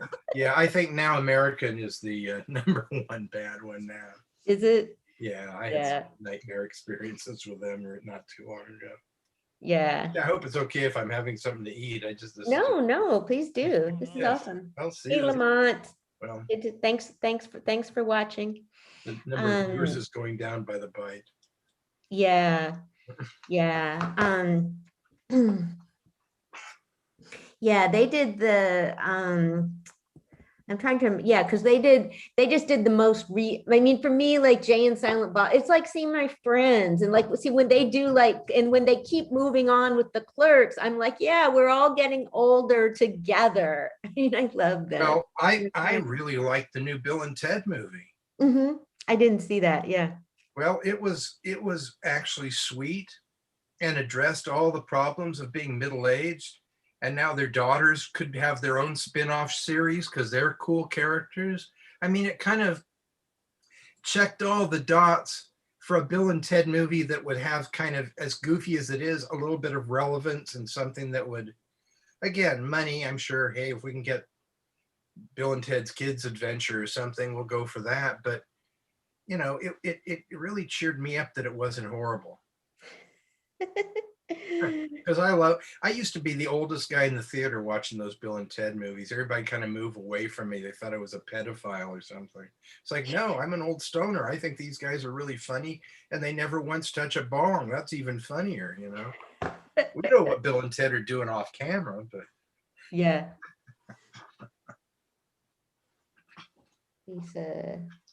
I'm just seeing who's watching here. I mean, I just tell people that I'm a big Kevin Smith fan because I'm a historian. I love opera, but I like all kinds of stuff, I mean, I love everything, there's so much fun and interesting things, you know. I mean, I love I didn't really hardly know, I still don't know a lot about comics, but till I, met Age and, started learning more about it from him and, yeah, it was really. You're going to have to be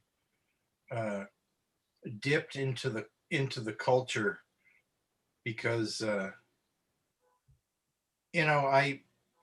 I have a Zoom meeting every Friday with all my cartoonist buddies.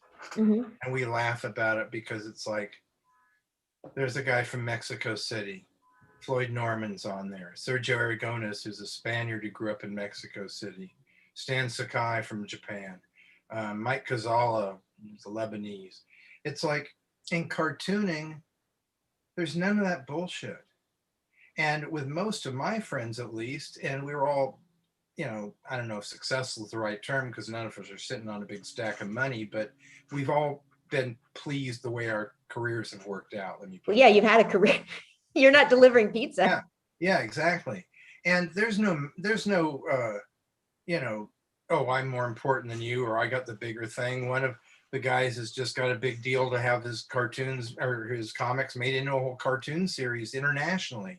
Mm-hmm. We're delighted for him. Nobody's like, why wasn't it me? It's like it seems like cartoonists are born with this thing in our DNA. And I think the only reason they can't prove that is there's no money for the research. Who cares? It's like, yeah, there are a lot of bad diseases that aren't worth making, we don't have money for that. It's not sexy enough, but it seems like there's something in our DNA. My dad was really interested in art. Mm-hmm. And yet he never would tell me that he'd wanted to be an artist growing up. He wound up joining the Navy and being at Pearl Harbor. And then he just they made him an officer and he kind of gave it up. But I think he would have become a sign painter because he loved to teach me how to use a pen mm-hmm. and how to letter stuff for all the school projects and stuff. He was really good about teaching me how to do that stuff at an age where it's like, looking back, why would a dad try to be teaching a kid how to do nice printing? It's like to the point where he had given me speedball pens and stuff where I got ink all over the place, but I was still learning how to use it. So, and most of us, by the time we can pick up a pencil or look at a comic, I think I was probably 2 or 3 years old when I first started getting interested in cartoons and drawing, and it just grew from there. And I think we're all the same that way.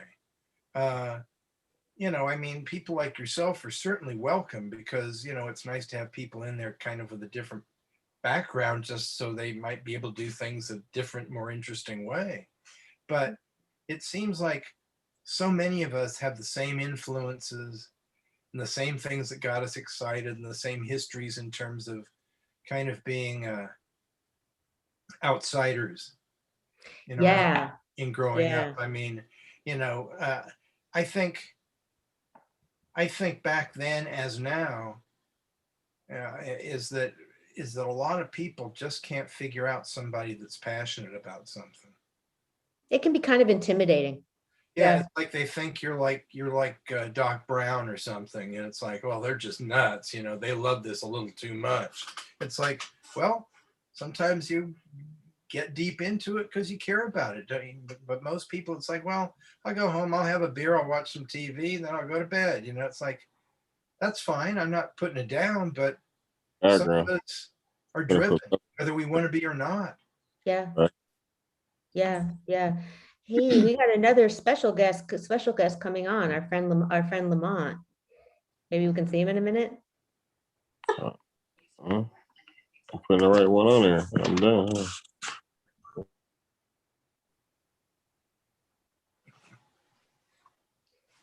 Yeah, but I think so. And then, cartoonists or artists are going to be people that are Lamont. Okay, Hey, my friend. What's going on? Thank you so much. Thank you so much for coming on. Oh, you already know, man. You know, I'm tapping in, just trying to hold on to it all. Well, yeah. This is Scott Shaw. This is our friend, our good friend, Lamont Hi, Jones. Lamont. How you doing? Yeah. I had better days, but I'm alive. What's going on? Well, that kind of works for most of us. See that? You see that picture in the background? Yeah. I'm impressed. The Stairway to Heaven kind of thing. Yeah, that's my. We just lost him in the last couple of days. We lost him on the 3rd, so I'm just trying to tap in with my folks and stay sane and still, you know, push through everything we got to push through. You know, and stay positive. Oh, I'm sorry, sir. Yeah. No fault, man. We all gotta, you know, we all got our path in life. I know my son is gonna change a lot of things in this world as far as for me. So, but nah, what y'all talking about? You said I came in, y'all was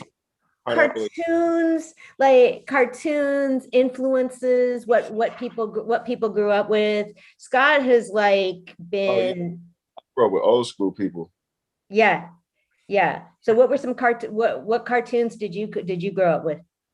Man, really Wile E. Coyote, you know, Looney Tunes, you know, Bugs Bunny, you know, Elmer Fudd, original stuff. And then I had, you know, Nickelodeon too. You know, I had Doug, you know, all the Nickelodeon Cartoon Network, but like my favorite ones is like the old school, like Johnny Quest and Flintstones, and you know, back when they was having a gay old time, but they didn't take the covenant for it yet. They didn't have a rainbow to represent them yet. It was just a happy word back then, you know, much to the community, the rainbow, what is it, LGBT? How you say it? Much love to the LGBT community. I got family members that's part of the community. I don't know. I recommend people watch Sticks and Stones, and I just never, like, I don't know. The covenant was introduced to me, the rainbow, and then they got it, so I was confused. But it's always love to every human on earth. Absolutely. I know that's how you are. Well, Scott worked on the Flintstones. Oh, wow. That's what's up. Yeah, man. but I didn't work on the ones. Well, maybe. How old are you? Did you like the original ones? No, I'm 34. What you talking about back with Kazoo, or what's his name? Yeah, those were Gazoo. Yeah, those were the funny ones. Yeah, no, I worked on the shitty ones. Hey, it don't matter, man. You got to understand, like, hey, you worked on them though. I was very proud to work on them because they were my favorite characters. They were brand new when I was a boy. Oh, wow, that's what's up. And I said, that's what I'm going to work on. And I've worked on a ton of other stuff, but they're still my favorite characters. I always wanted a cartoon. I always thought that would be cool.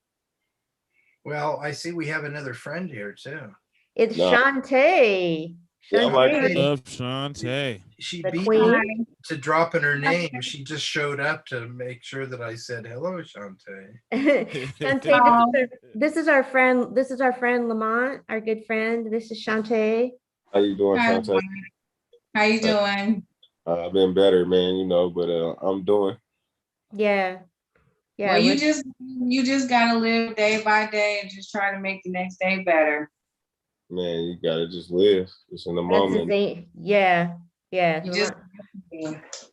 We've been praying. I ain't gonna lie. I'm just at this point. I'm just trying to get one foot in front of the other. You feel me? My legacy is on my back. I got an angel. I'm gonna keep pushing. You feel me? And his mom and my family. I got other kids too, so we gonna rock, man. We're gonna figure this out, and at the end, it's gonna all make sense. Yeah. Right. Yeah. Well, you got. Well, that's a good attitude. That's a good attitude to have. Yeah. I mean, we've been praying. Everybody in my prayer groups like knows what happened. We've been praying for you the whole time. I felt the love for sure. Like, but people gotta understand. I just gotta reevaluate my life now because everything I was grinding for was like, that's my legacy. So I gotta, you know, reevaluate everything. Yeah. Oh, I'm sorry. I'm laying in the bed right now. I ain't gonna lie. You need some rest. Nah, you know, this is a rest because when I get back, I'm gonna be moving. You know, I got a lot of stuff coming. I got like some THC syrup. I got another little some little designs, some little clothing. I got a few things that I'm doing, man, to just stay positive. But really, I'll be right back. My main interest is just trying to do something positive in the community and just stay on that route. You know, whatever it is. Sure. Are you in California? Yeah, I'm in Palo Alto right now. Oh, okay. All right. Well, is that like, because I don't remember, is that close towards the Bay Area? That is Bay Area. It's like it's where Stanford is Area, at. right? It's where Stanford. Okay. Well, so you trying to like do a lot of things for the Bay Area, because the Bay Area could use a lot more, input. I would say, you know what I mean? We need a little bit more people trying to do something good in the community or whatever. Well, So you got Stanley Cox, you got Mr. Fab in Oakland. He do a lot. yeah, I just got on, so I don't know I don't know what is it that you do, if you don't mind me asking. Man, I just lay in the bed and talk like that. Nah, just talking trash. I do a lot. I'm like an This is entrepreneur. Lamont's brand right here. Vallejo famous. Oh, she wouldn't put it on. I feel like Yeah, I I do. might. I feel Bless like I'm just feeling like I know. I got mine too. I got mine on too, family. But nah, I'm a little entrepreneur. So this is what it is. I used to be a knucklehead for a long time. I used to be getting in trouble and doing all that. So my wife told me she was gonna leave me for the last time after she gave me all these chances. And then I was like, man, but I don't want her to leave. No, I'm just playing. That ain't what happened. I just got tired of getting in trouble. I got tired of getting in trouble. So I turned my life around and started working. I used to work at Jiffy Lube. I just worked my way all the way up to where I became successful. I started selling cars. Me and my friends started a clothing line, and I do music. I rap. I'm just an entrepreneur. I do a lot. I'm from Vallejo, born and raised. You look familiar. That's what, when you said rap, you look familiar to me because I got videos on you lived in CMC. Vallejo. I got little videos on CMC and stuff, but I never took rap too serious because rappers get killed. Like, I don't care how much money they make. They get money because of the lifestyle that people, so like if you put a microphone in front of me, I'll make it do what it do, but it's not the main thing that I do. I'm just a businessman, entrepreneur, businessman. I got, little business ventures here and there. Just somebody from the area that's prominent, trying to make Vallejo look better than just a place where homeless people live and prostitutes are, and you can get shot at Dairy Queen. Right. Okay. I'm trying to make it. You've been on this show before, Shantae. You might have seen him on here with us, Steve. Yeah. You said what, Mama? Well, Lamont's been on this show before, so you might have seen him on here with us too. No, but just living in Vallejo, he just looks familiar. You know what I mean? I might have seen him anyway. You know what I mean? But I did see him on the show before. So yeah. Most likely. It's a small world, small city for sure. Small world. Yeah. I saw you somewhere.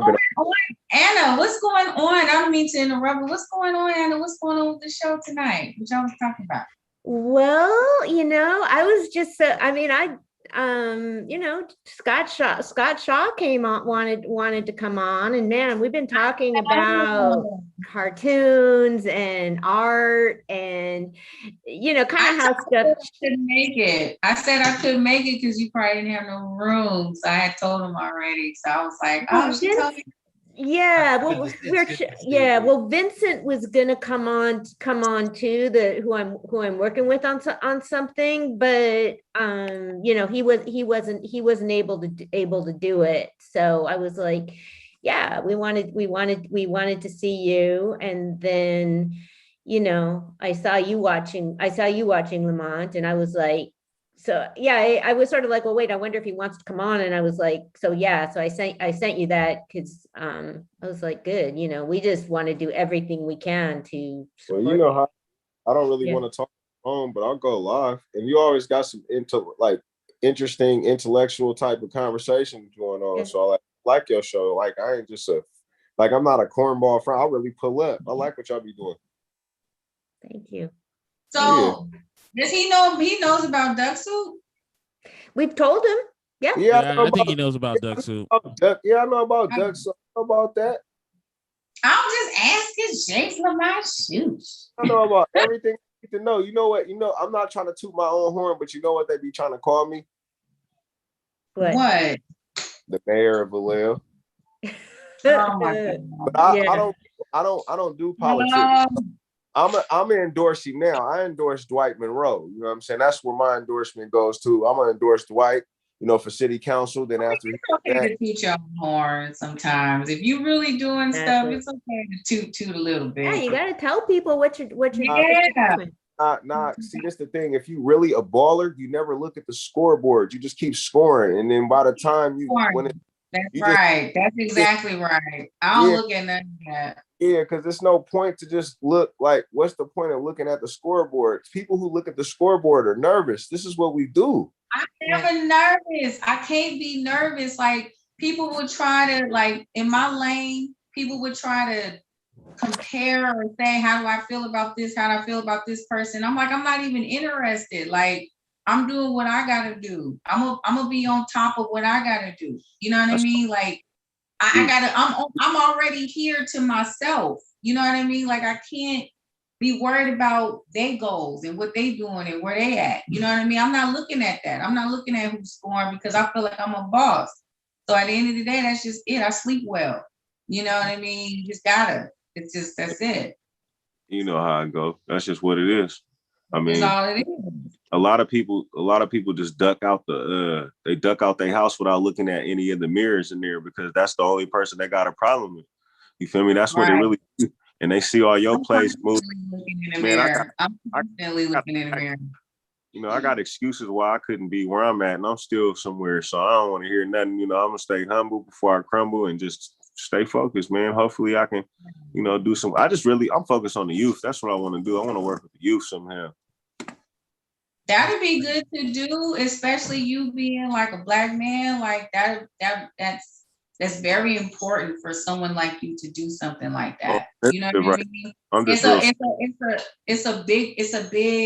It's empowerment. You know what I'm saying? Like it just shows a lot that you guys can do that. You guys aren't just some thugs on the street only. You guys are capable of great things as well. You know what I mean? Well, I mean, I don't know if you can see the picture. I'm just trying to show people like you a thug, but I mean that don't mean that you can't do good things. Well, after losing my son, man, I just want people to put more value into their kids and stop making the kids feel like they gotta be like them. Like, you know, if your kid is their own individual, you know, don't make them standards that you would have for yourself and be, you know, love on them, man. And time is more important than money, you know, and more, you know, I just want to do something with the youth. Like I just recently did an interview at the juvenile hall with Solano County Probation. They wanted to ask me, because I'm a neighborhood hope dealer too, and they wanted to know why I love juvenile probation. I said, I didn't love juvenile probation or Solano County Probation. I didn't love that at all. I just loved the people that was involved while I was there. I said, you could put anybody in a room, but if you ain't got the right teachers or the right staff members, everybody in the room gonna be toxic. It's an energy. I was locked up, but they never made me feel like I was locked up because they made me do what I had to do. I was in a unit where if you didn't work out, you couldn't come out. But long story short, all I'm saying, I'm trying to do something so when I die, I do more than just donate my organs. You feel what I'm saying? I want to have a leg. Something. Yeah, so it's like I didn't waste a hell of time, so I really don't waste. I don't take too much. I'll bust like 30 plays before I talk about one. You feel me? Like that's just me. Like I'll wake up in the morning. Like I was in a hikers group. It was hella funny. Like I was in a hikers group, right? I was posting so much related to my hikes that they told me to stop. So you know what I did? What? I took a hike literally. I bounced by. Yeah. You're a communicator. I mean, Look, you don't want me to take over your group. Honestly, I've been hiking all my life. Like I've always loved hikes and going up. I've been to the top of Mount Diablo. I love it. It's fun. I'm fascinated by the sea. I used to be loving the astronomy, but then when I found out like if you hit the atmosphere wrong, you'll get obliterated. I'll never go up there. I'm scared. No, you read that? You found that out too? Because I'm into that. I'm into that. No, it's facts. It's actually facts. That's what I'm saying. Like I was mind blown. I was like, wait a minute. Like I'm into this stuff. I love all this stuff. That's crazy. See, America, we got enough technology where the solar suit, like your astronaut suit, is good to hit the atmosphere. What happens is the body ain't. You get disintegrated. Like you see helmets. I forget which one that they had lost in the space. They couldn't get back. They got lost out there, and they try to get back, and they obliterated. Trying to hit the atmosphere at the right, you got to hit it at the right spot or so. I don't know. But I got turned off by that. I don't want to go to outer space no more because I don't want to get stuck. And then I found out Pluto wasn't really as close as they said, and dinosaurs disappointed. All this stuff, right? I mean, Come on, what do y'all think about that? Like, Scott, what do you guys think? They're I liars. want to They hear where you're always going liars. with dinosaurs. They I always love liars. dinosaurs. What was that comment? They lied on the dinosaurs, man. They made the They dinosaurs. lied to the dinosaurs, he says. Because look, I'm just telling you, as a kid, I was fascinated with dinosaurs, but they made me mad because I found out the T-Rex. You ever notice in Jurassic Park how the T-Rex in the beginning, then they had a more vicious version of a T-Rex where they made the arms. They messed up. So like the Stegosaurus, a few different archaeologists, they were wrong, man. They were freaking wrong, and I didn't like it. So since they lied to me, I changed my mind about dinosaurs. I stopped watching Jurassic Park and everything. They hurt my feelings. I was really into that. You feel me? So you must be like me. Because I had a hard time even, when I was a kid, it was the 50s. So that was really the old time versions of dinosaurs. You had the ones that a lot of dinosaur movies that I just was crazy about. And you had a little funny one. You know what? I would have lost my shit if I'd seen Jurassic Park. If I was the same age. It's like I guess I'm old enough now to accept all different versions, the feathered ones, whatever. Try them all. Nobody was ever there to see them. They lied to us, man. They told us. I got in deep shit with my kindergarten teacher. She called my parents and said, your son has an attitude, because I did a drawing of a brontosaurus and they had all this paint. So I thought, well, shit, I'm going to use all the paint, right? So I had stripes of color all the way down his neck and all the way down his tail. He could be like a gay t-shirt now. But in fact, I might do that sometime for old guys, gay dinosaur. But it'll be a Megasaurus. But the teacher came up to me and she said, dinosaurs didn't look like that. And I'm so literal, I thought, well, nobody was alive then. And I said, how do you know? Oh, no. That was not the thing to say to the teacher in kindergarten. How do you know? Hey, did she call my parents? And my parents just said, well, he's taking this stuff very seriously. You didn't get the paddle? No. My parents knew I was a weirdo. They call it unique nowadays, man. Well, yeah, but my dad was an old Navy chief, or actually a lieutenant commander, not a chief. He was a chief at one time, I guess. But he took me aside and he gave me two best bits of advice I've ever had. First of all, he said, you do not want to get drafted. I said, yeah, I know I don't want to get drafted. He goes, no, you do not want to get drafted because your own men will shoot and kill you. And I was like, what? And he goes, because you'll be in there and you'll be going, this is a mistake. I'm a cartoonist. I can't do this stuff. And I would never shut up. I was the same kid that got beaten up constantly because I wasn't interested in sports. I was a nerd. I wanted to read books and draw things, right? But that's what we do. I didn't care about the law, the rules of the game. And at the end, we lose, probably usually due to me. And I'd say, well, it's only a game. Man, then the fists really came in. I never did learn my that I should just keep my mouth shut. Because I was just so on the outskirts of all this. I was thinking about, gee, Fred Flintstone's hair was drawn the wrong way in that one episode. And that was, it's like,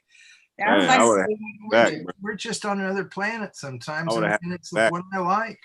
I don't like bullies, bro, but in the 50s, we probably wouldn't have been able to hang out with each other. I ain't gonna lie to you. Was it the 50s or the 40s? How long ago was that? Well, I was born in 51. Okay, I'm just saying, I would have had your back if we was able to hang. I don't know where you grew up at. You know what I mean? I grew up in San Diego, and I'll tell you, it was cool in Dago. It's cool in California. It was very cool back then too, because I said earlier it was it's a Navy town, and back then they had 9 Navy bases. We never moved, and there were people from everywhere. I was telling when I grew up, sometimes I was the only white kid in the gang. We didn't care. We weren't looking at each other. We were all just having a good time. It was good as long as you was in California. I'm just saying 1950 in like Texas or Mississippi or Arkansas, it wouldn't have been the same conversation. Oh, I bet you. No.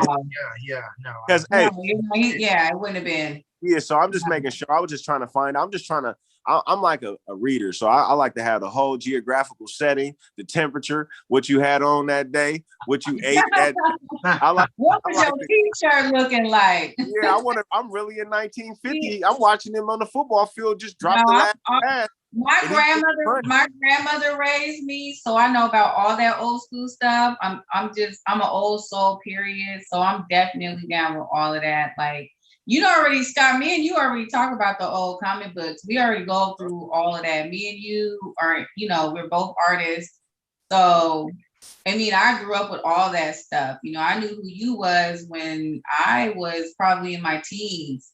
So, you know what I mean? So I had been drawing stuff. I've probably drawn stuff from your books. I've drawn stuff from other people's books, Oh yeah, that's how I taught myself to. That's how I taught myself. I was one of those little kids. Like I grew up rough. I was in the hood, but I was smart. I read books. I read comic books. I could draw. I played music. So a lot of the, Stan Lee and all that stuff. Like I grew up with all of that.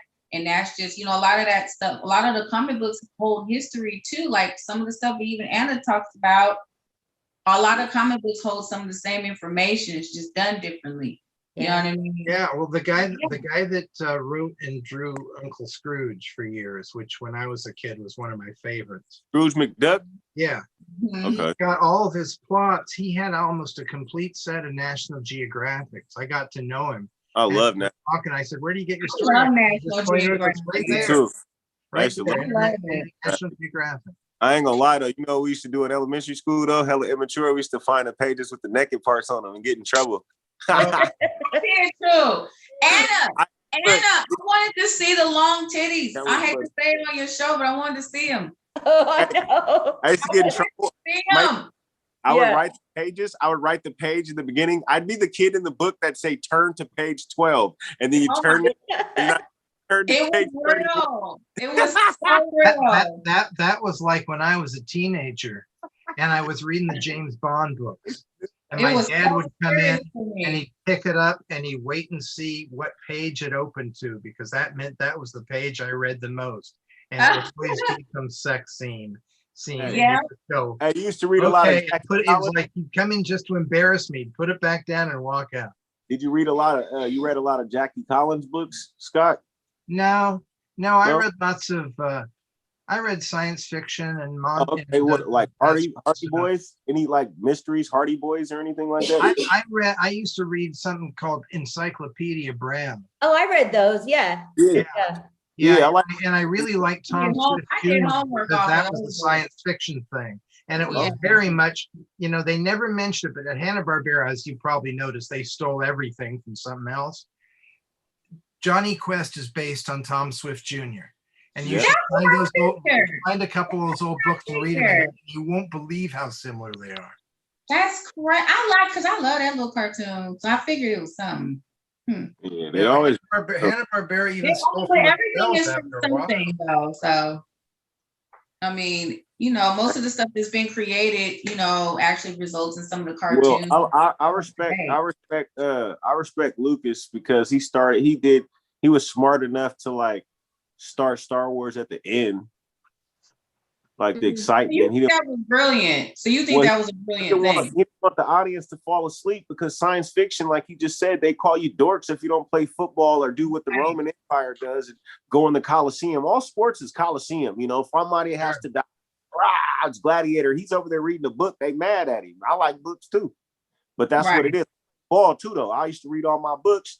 My favorite books though is like I don't know. I like The Outsiders by S.E. Hinton. Oh yeah, she's the best.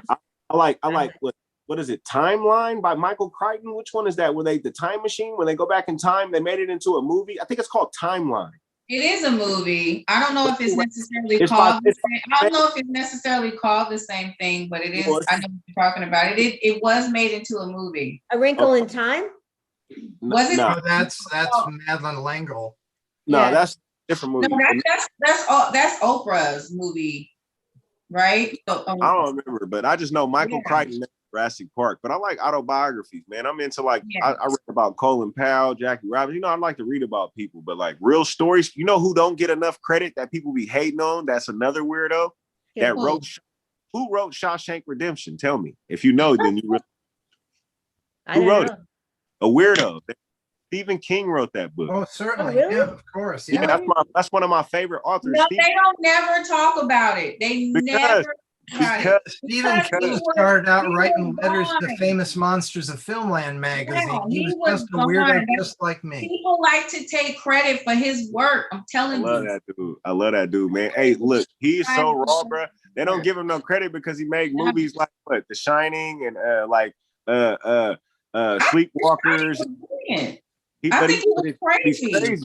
He's There crazy. hasn't been a movie made like The Shining since. They try it and it doesn't work. Tell me your favorite, like murderer, thriller, whatever, like out of Jason, Freddy Krueger, Chucky. My favorite is Mr. Voorhees. I like him because they were bullies. They picked on him and he killed everybody that looked like they were going to pick on him. They fit the description of bullies, like just people at the lake who were knucklehead teenagers. I ain't saying kill everybody, but I'm saying his story's more respectable. I don't like Freddy because they accuse him of being a pedo. And then I don't like Chucky because he's weird. He's trying to get a little boy. Basically, he's trying to get it out of the soul. Michael Myers was weird too because he just attacked his family. I like them all though. I like Jason. I don't know. Mine is Hellraiser. He scared the hell out of me. The pin. What's his name? Yeah, mine is Hellraiser. It's old school. It's old. It's one of the oldest ones. It's Hellraiser and Leprechaun. Leprechaun. Be gold. I've got all the Leprechaun movies on DVD. I got them all. Including I think all three of the ones that are in the hood. Even when he came to the hood, I was with it. Puppet Master too. I like Puppet Master. Those make me laugh my ass off. Yeah, that's so fun. It's funny. It's like it's supposed to be scary, but that is it's hilarious. The only other thing that's hilarious like that is Gremlins. But the one thing I think about the whole time I'm watching Leprechaun is I feel bad for that poor bastard who's having to wear that plastic face to that movie. Yeah. Because that must be hotter than hell under there. That Leprechaun is something else, man. I'm just saying. I mean, I hear what he was saying about Freddy, but Freddy growing up was one of my favorites because outside of that whole pedo thing, I was like, Freddy lit if it wouldn't have had been for that. You know what I mean? I don't know if he really did it. I just said I didn't. He really did it. So that's the issue. Like, you know what I mean? Like, did he really even do that? Because the nigga be really upset. Hey, Pet Sematary was hella scary too. Pet Sematary. So Pet Sematary, you think is scarier than Children of the Corn? Yeah. Yeah. I was scared as hell when Gage. I'm talking about the first one. The first one when Gage got hit by the car and like that shit was scary, bro. I ain't gonna lie. Pet Sematary had me so scared I couldn't turn my light off. Well, Pet Sematary. I don't know. What do you think, Anna? Which one do you think either one of them are scary? Right. I've never seen either of them. Never seen No. Children of the Corn hella scary, but those are just regular, bro. These people, babe, Pet what is it? Pet Sematary. Was that the one where they bury the animal at the Indian reservation and they come back alive? Yeah, that's it. Scary as hell. No, thank you. What? Yeah. I really like Christine. Oh, Christine, hella scary. I even did a Simpsons comic that was a parody of it, except it was Krusty sold a haunted clown car to Homer, and it was called Krustine. Oh, Krustine. And every time he got into it, he turned into one of those like hot rod monsters with his eyes bugging out and everything. Yeah, that's crazy, man. I ain't gonna lie. What was the other one? Carrie, when she went crazy on the school. Oh, well, that's like urban legend, right, Carrie? No, not really. It's what do you like? If you don't consider it urban legend because people really believe in that. I'm not sure. I just know it's an old ass movie. I like the original movie, but a lot of people are the original that form of urban legend. I feel like it was just a different movie of its own. I don't think it's urban legend though. No. Oh no. The original movie I saw in Hollywood with some cartoonist friends of mine, and a couple of them had seen the movie already. And so we're waiting, we're watching, we're digging it. I don't notice that one of the guys, and I can't believe she'd do this, got on the floor of the theater and crawled under my chair. And when she pops out of that grave, she grabbed both of my ankles, and I practically shit myself. I was so freaked out. No. You know, and then you don't want anything bad like that happening in a crummy downtown Hollywood theater either, I'll tell you. No, that doesn't sound right. Because you already feel like you may have sat in it already. But That doesn't sound right at all. that was the most memorable thing. That and the original Night of the Living Dead just scared the shit out of me. Oh, that's the one with the ether. Yeah. That's the one with the black hero. The Stairs. People Under the Stairs. I remember that movie, The People Under the Stairs with the little black boy. I remember that. Yeah, that his name was Fool. Yeah, and I didn't like remember The People Under the Stairs. I didn't like it. That was one of my favorite movies. Me and my little sister. I was so that my grandma did not like me watching that. And I kept watching it, scaring the hell out of myself for no reason. I just don't understand it. You kids aren't old enough to remember probably, but I'd go down and I'd go to see every monster movie. I saw both Blackulas. I remember the Black. I saw all those movies. Yeah, I remember those. I seen them before, but it's like, of course, I wasn't alive. The black exploitation movies. Yeah, exactly. Yeah, they were. You know, now at least black guys get to write the movie. Then they get to, do it their own That way. shit was hard though. Those are real Yeah. movies. I seen some of those, like, but I went and seen Cornbread Earl and Me and Claudine and them old. Some of those are genuine. Those aren't trying to be, No, those are real movies. Those movies are still like pictured in the ghetto. It's like it's all the same stuff, over year after year after year. But they're still, I love those movies. Well, the thing was going there was kind of like an experience, kind of like the Rocky Picture Show, because everybody in the theater is yelling at the screen and everybody's involved with it. The guy's about to open the door and they'll yell, "Hey, look out," and stuff. That's one of the things that made it fun. Yeah. Yeah, that's a classic movie. Anna, yes. Do you have a favorite movie or something that like sticks with you, even from childhood or anything else? Well, my mom started taking me to Rocky Horror Picture Show when I was in 5th grade. That was like, I think back about it now and I was like, man, no wonder I was like a little like precocious. I always like went to adult she just took me everywhere with her. I always saw like adult films and stuff. I was so young. I'd play Rocky Horror Picture Show with my Barbies. I mean, oh, you was with it, girl. Oh boy, that's Anna was with it. Yeah, there's your next graphic novel idea. Okay, possibly. Yeah. Yeah. No kidding. Yeah. I mean, when I grew up, I had all the wildest stuff imaginable.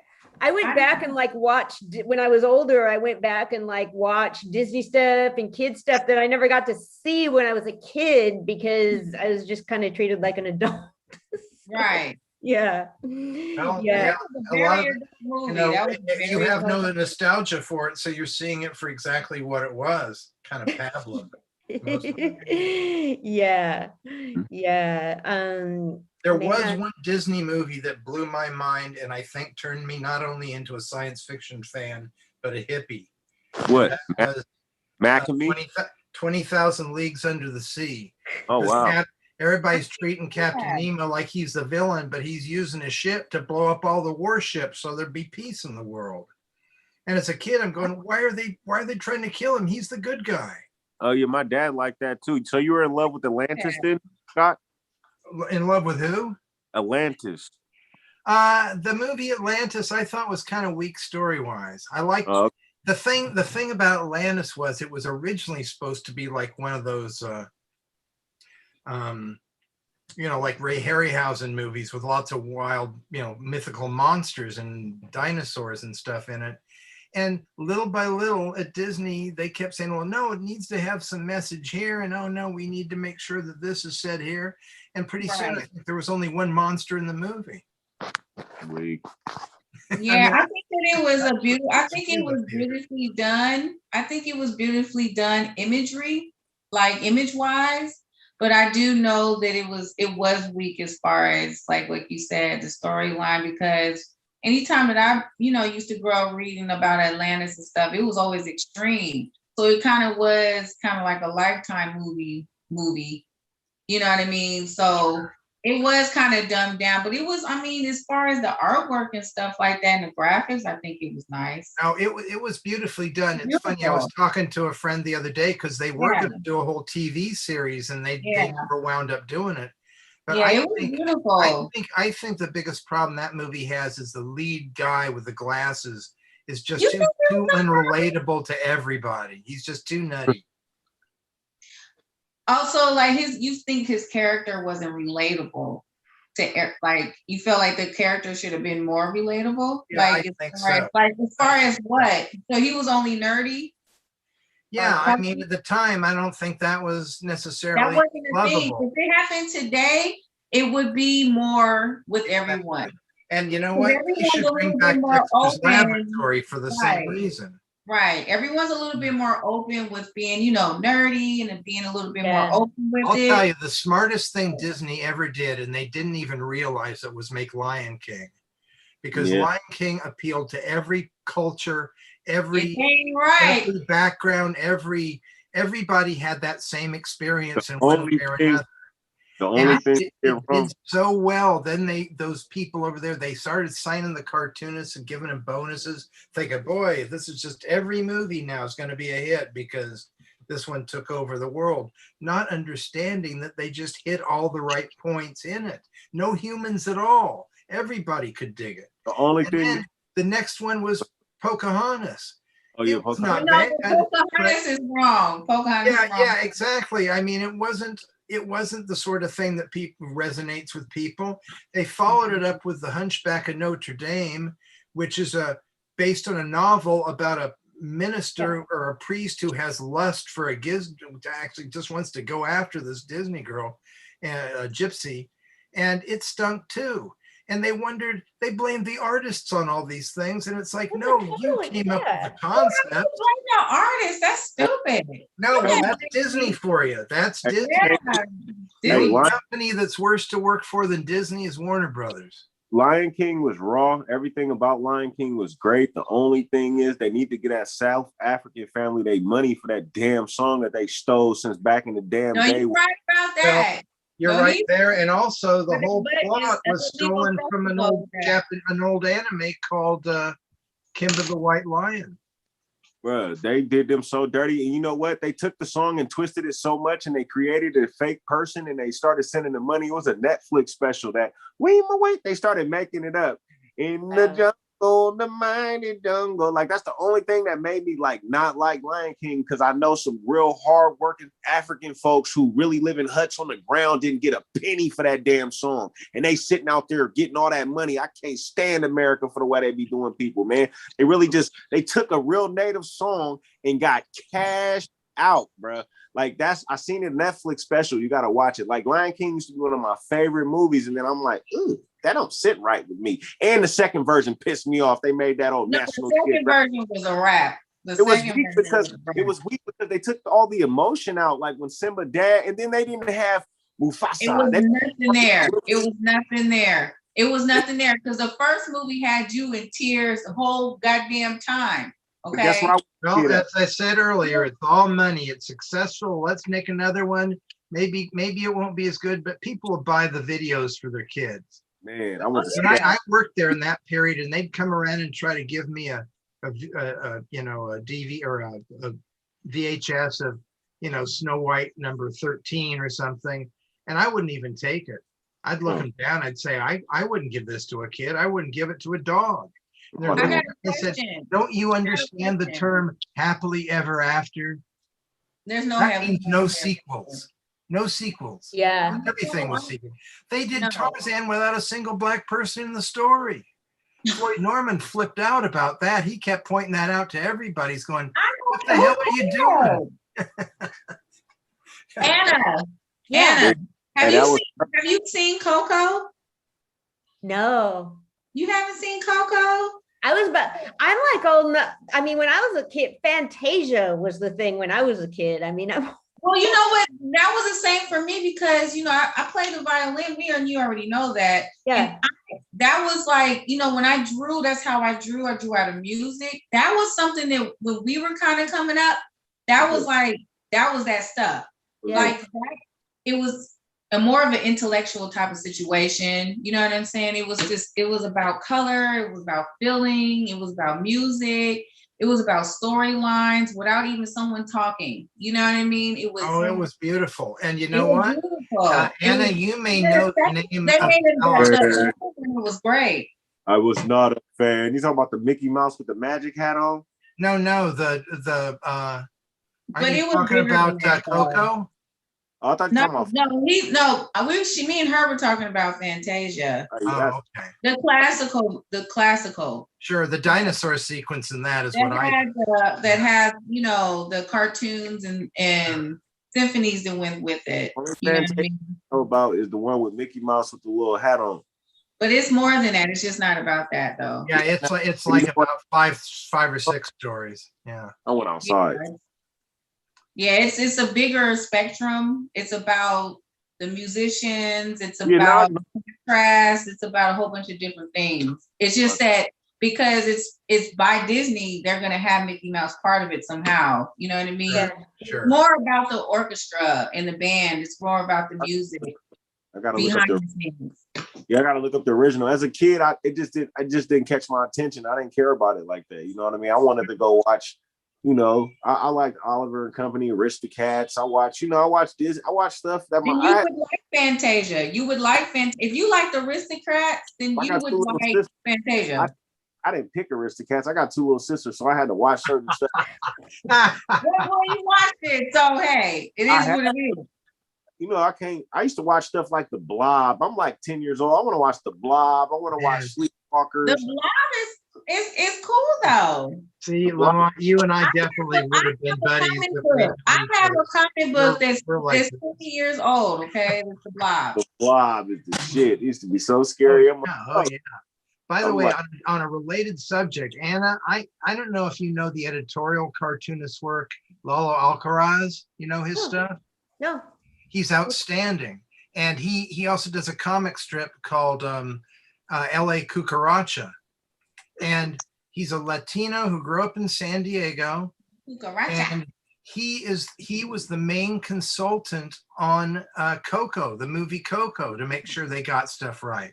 Oh, And now he's one of the producers on that one on Nickelodeon, the Casa Grandes, with the kid, like the family with like, I don't know, 50 sons or something.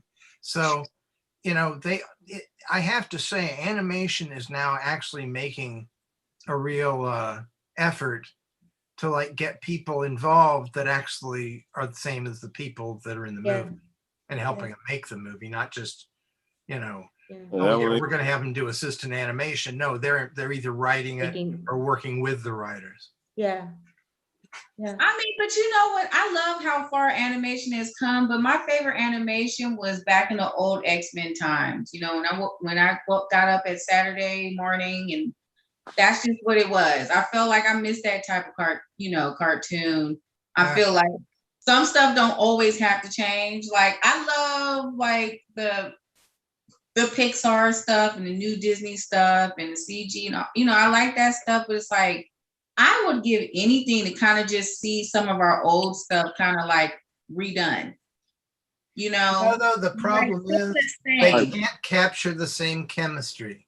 I don't think so. It's definitely a certain team. It makes me so upset. It's like, I don't think that they can. It never does work. That's why I say create new characters, create new stories.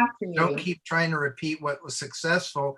That's just something you got to do more. It's going to be a surefire win. But people are so, you know, bombarded with projects now. Why bother to recreate something when everybody's looking for the next thing? Yeah. People get bored easily too, as well. Oh, well, that's true. Yeah. But now it's like walking into white noise. I don't even know what to watch. I wind up sitting there watching, you know, with shows from the 1950s on just so I won't look up too much and get my work done. All I watch is Golden Girls, Andy Griffith, Sanford and Son. Golden Girls. I watch old stuff. Like I don't like nothing new. Like that stuff trash. I'd rather watch Green Acres. I'll watch Bonanza. There's a lot of new stuff that's trash. I'll watch Perry Mason and Matlock before I watch half of this crap that's on TV. And in the heat of the night. Do you watch Me TV? Because you sound like you've been watching that a lot. What do I watch? I Me watch TV, that's the channel that all those shows are on. Oh no, I ain't gonna lie. I'm saying That's if the I one do I watch- have on all the time because it's like, yeah, I know all that. I'll look up at the funny parts and then get back to work, you know? exactly. I rather watch Yeah. I'll watch old episodes of Bob Ross or something, man. I'll watch something peaceful. You know what I'm saying? I'll watch Rogers. Bob Ross stoned or not. Bob Ross, it doesn't You know, matter. he's Matter. I'm thinking he He black. seems too, like I he's don't know. completely lit to me. Is he black? Whenever I Bob Ross, watch him. Bob Ross is a great guy. I think he's high, man. I ain't gonna lie. That afro. Oh yeah, I always did, but I could never confirm. Nobody is that calm. But look at his afro though. You can't smoke hella weed and have your afro that perfect. He's so dope, yo. He's dope. Bruh, Oh, his afro- family Hey, now look. has all this Bob Ross products out there. Bob He's been Ross dead art for- supplies, all kinds of stuff. Bob Ross been dead for so long, cousin. Look, when he makes a mistake, just a happy little accident, man. He's a Just put a tree right there, happy little tree. Just give him some friends. Give him some friends. You know what? It is really true. And I those mean, like, of you- I'm gonna feel a those little of you who bit. draw know that. If you make a mistake, you just keep going. You can Right, turn that's it how into it something is when else. you draw. That's how it is. You gotta be like that. Yeah. No, he was really laid back. I loved his routine. I just thought it Like- was Why funny. am I so calm right now? Man, that guy's smoking more than me. Bob was so cool, bro. He like, you know, when you get your hair cut with scissors at the barbershop, that's what he did to your spine when you hear the little sponge hitting that canvas. I know. Oh, that's I all used to- hey, poetic. I used to I like What that. is he doing? I don't care. What is he doing? We can't. This is too much. Mm-mm-mm. But yeah, that's old school right there. Nah, That's but that's old school. like a That TV is. set on the street. Yeah, you know? but Lamont knows how to speak my language. These new kids don't understand none of that stuff. I They just don't. rather watch it because I used to be on my floor eating cereal with milk on my chin, watching Looney Tunes and all kind of stuff. Man, no, they don't got no TV like that. Everything's reality show. How's it reality when it's a script? It's TV. Yeah. What the we watching? You know, Lamont, you should check out this Me TV because every morning at 7 and they show an hour of those exact cartoons: Popeye, Tom and Jerry, Looney Tunes, and I on watch it all weekend the time. mornings from 7 to 10 they play 3 hours of those cartoons. Bro, that's my stuff, bro. Anything Tom and Jerry, but that's going. I got a Tom and Jerry You know, shirt. I worked for the guys that created Tom and Jerry. Stop playing with me, cuz. And, Look, and that's still You gotta know about I think him. Tom You and gotta Jerry know is better than any of them because it all has to work in pantomime. It's all so Stop beautifully playing with done. me, cuz. Look, cuz, look what I got. I had this on yesterday. Anna, God, you grew your hair out, didn't you? Yes, ma'am. Yes. Tom and Isn't Jerry, it so cuz. pretty, girl? Oh, geez, there you go. I got a shirt. I just had it on yesterday. I love Tom and Jerry. Oh, yeah. Hey, Tom and Jerry is hella funny because Tom it's just a funny ass relationship. I like Pixie and Dixie too. I like any mouse cat like Well, cat. those are the same guys, and they essentially ripped off Tom and Jerry just in a new way because they knew that they couldn't afford all the money it would take for pantomime because you got to do more acting. They thought it's dialogue. And you know who Mr. Jinx was based on? You'll never guess this. Marlon Brando. Wow. Wow. When you hear him talk, he's that. talking like Dawes Butler, but all of his pattern of speaking is like Marlon Brando, like in On the Waterfront in that era of Brando. I like Huckleberry. Was it Huckleberry Hound? Oh yeah, he was one of their first ones. Oh. Yeah, all those those were all brand new when I was a kid, and they just hit me. You know, it was like I had seen all the Warner Brothers cartoons and all the Popeyes and all that stuff so many times over. By the time I was 9, they started making new cartoons for TV, and that's the stuff that just got me because suddenly I wasn't having to interpret it as like, oh yeah, that must have been during the war or after the war. It was, holy shit, this is for me. These people are talking with my you know, slang and about stuff that I'm interested I'm in. gonna catch you guys later. Big difference. Okay. Well, Okay, have a good one. All right, okay. now. Thank you so All much right. for coming on, Lamont. Hey, That's take what- care. Take care. All Take right, care now. of yourself, All please. right. Uh-oh. Okay. Well, I learned some stuff.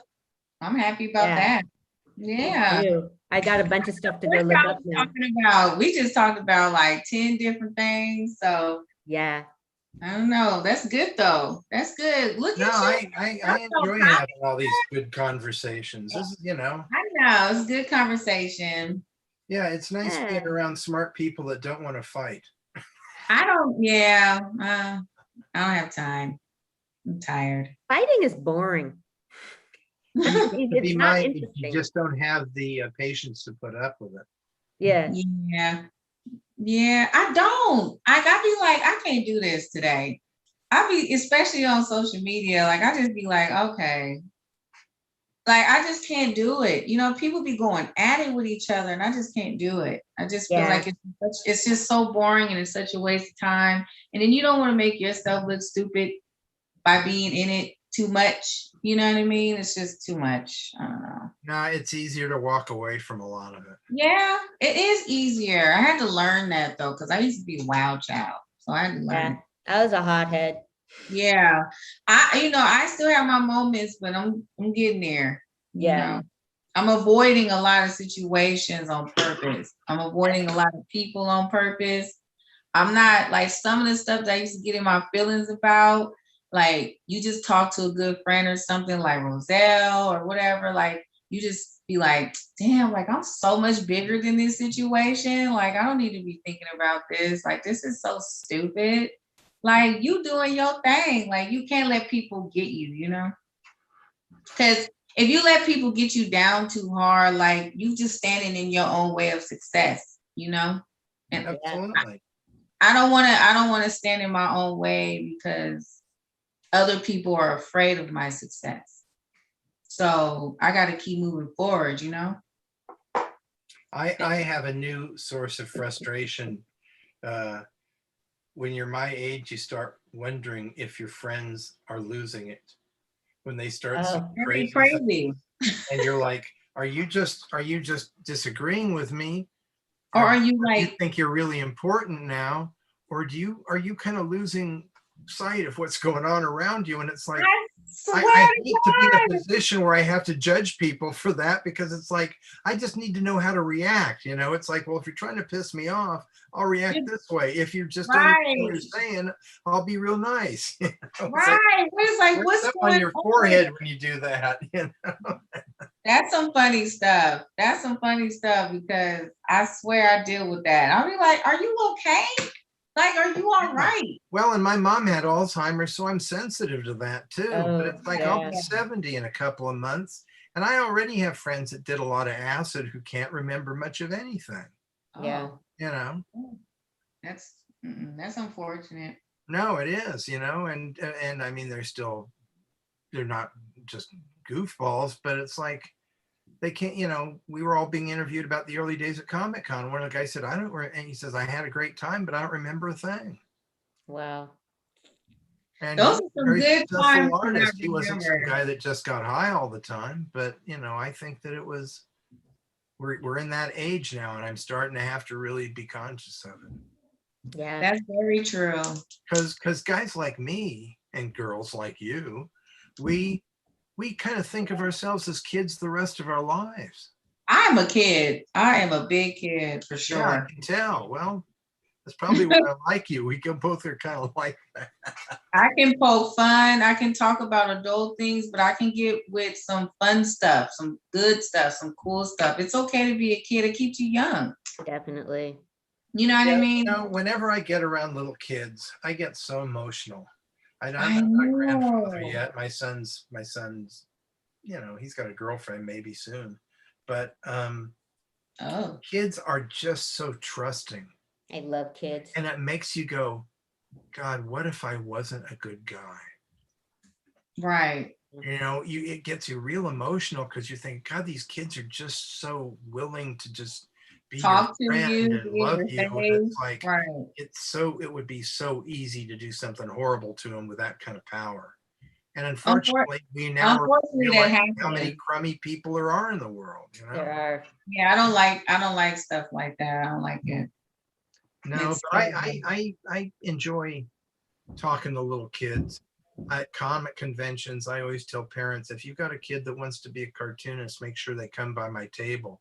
And if you look on my Facebook page, on my photos, I've got a lot of photos of me like talking to kids. And I like talking to kids on their own level or on my own level. I just talk to them about it. What do you like to do? How do you want to do it? And it seems like it's the one way I can kind of do something for society in a little way. Like connecting with kids on a different level instead of just what they're used to, like we talked about before with social media and TV. Like you didn't even have to think outside the box. The kids like. I want to. Yeah. Favorite dinosaur. You want to know who my favorite dinosaur is? I mean, I'm that guy. You know, when Lamont was talking about categorizing all the different horror characters, I'm the same way, only with the monster characters. King Kong's my favorite giant monster, but the creature from the Black Lagoon is my favorite human-sized monster. I mean, how many 70-year-old guys even think about this shit, you know? And yet to me, it's kind of like the little side room I like to go into when I'm trying to come up with ideas or being funny or whatever, you know? Right. Roselle. Do you guys ever watch Svengoolie? No, but Roselle, what do you feel about that? What about the monsters? What he's talking about with typing his own type of monsters? Mm-hmm. Yeah, I think it's cool. I mean, like what exactly? Yeah, you know, I'm just trying to get you to say something, okay? Shoot, leave me alone. I want to find out who's your favorite monster, Roselle? Get him to say something, shoot. Man, I used to like Swamp Thing, monsters like Swamp Thing. What else is there? Definitely like Swamp Thing. The Blob. I used to like the Blob too. Oh, me too. So was you in the whole King Kong and Godzilla situation? I mean, all the different Godzillas too. On top of that, like, was you into that as a kid too as well? Like, yeah, I like King Kong. I like Godzilla better because Godzilla, they always made him fight different monsters. Yeah, there were a lot more Godzilla movies. Movie wise, I'm going King Kong. Movie wise, for now, I like King Kong. I'm King Kong, death of me. And I really like the new version of King Kong, where he's more the protector of the island. He has a personality. They make it clear he's got an intelligence. It's not about him around. I mean, that's exactly where you want to see that character. Right. I feel more protected with that. I just kind of feel like it's more trustworthy. I just kind of feel like he clearly shows he's not trying to do nothing wrong. You know what I mean? And it's just like, it's not about people. A lot of times when they compare things, it's like, oh, well, Godzilla, you know, he turns into Godzilla and he shoots the thing out of his mouth. It's like, if that's all you're basing it on, then you're not really paying attention to like their different, you know, different aspects of them as characters. You know, though, I have to say, you kind of, when you categorize him, you have to remember, Godzilla's a reptile. Right. If you're around reptiles, they really don't have much personality at all. In the first place. I mean, King Kong is probably related to humans in some way. Yeah. You know? Yeah. So, I mean, if he's got that intelligence, he may be kind of the giant missing link, at least in the movies. I'm not talking about real science, but you know, in that new movie, they kind of gave, when Godzilla came out of his trance, he kind of had a personality too. And I thought that's damn good to do with big giant CGI monsters. Godzilla has somewhat of a personality. It's just not as, it's the same potency as Kong. Kong is like, Kong is here. You know what I mean? I see Godzilla, and the way they played it in the movie to me is perfect. He's more a force of nature. He's like Galactus. And he's there. You can't do anything about him. You just got to hope he's in a good mood. Right. Yeah, and I think that's the way to do it. He's kind of one of the good guy monsters, and they explain it that way too. Because when you're a kid, you're like, how come we're rooting for Godzilla? He just knocked down a whole city in the last movie. Well, now we got another monster he has to vanquish. Yeah, I think when I was a kid, I was just like upset at how King Kong was. I was like pretty hypersensitive. I was like crying. I think I was just really upset at how King Kong was treated. I mean, well, absolutely. That's why I like the creature in King Kong, because you're right on humans came in and invaded their home and took it away, or tried to. Yeah, but that sounds familiar. We got a history of doing that. Got a history. Yeah. I mean, that sort of stuff resonates with you because the monster is definitely the victim. Yeah. Exactly. You can see Wants the to big be left alone. Yeah. What, did you guys see Shape of Water? I think I saw it, but I don't know if I remember like It was by that guy Benicio del Toro, and it was really good. It was and it was a woman's movie. What You was guys it would about? love it. And it's like the Creature from the Black Lagoon flipped.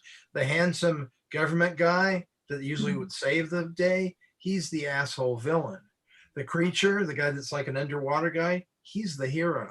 I feel like I saw that. Well, it's worth seeing because it's probably the most not sophisticated, but the monster movie that really isn't about monsters at all. That's what I like about it. It's like they took it to a whole new level.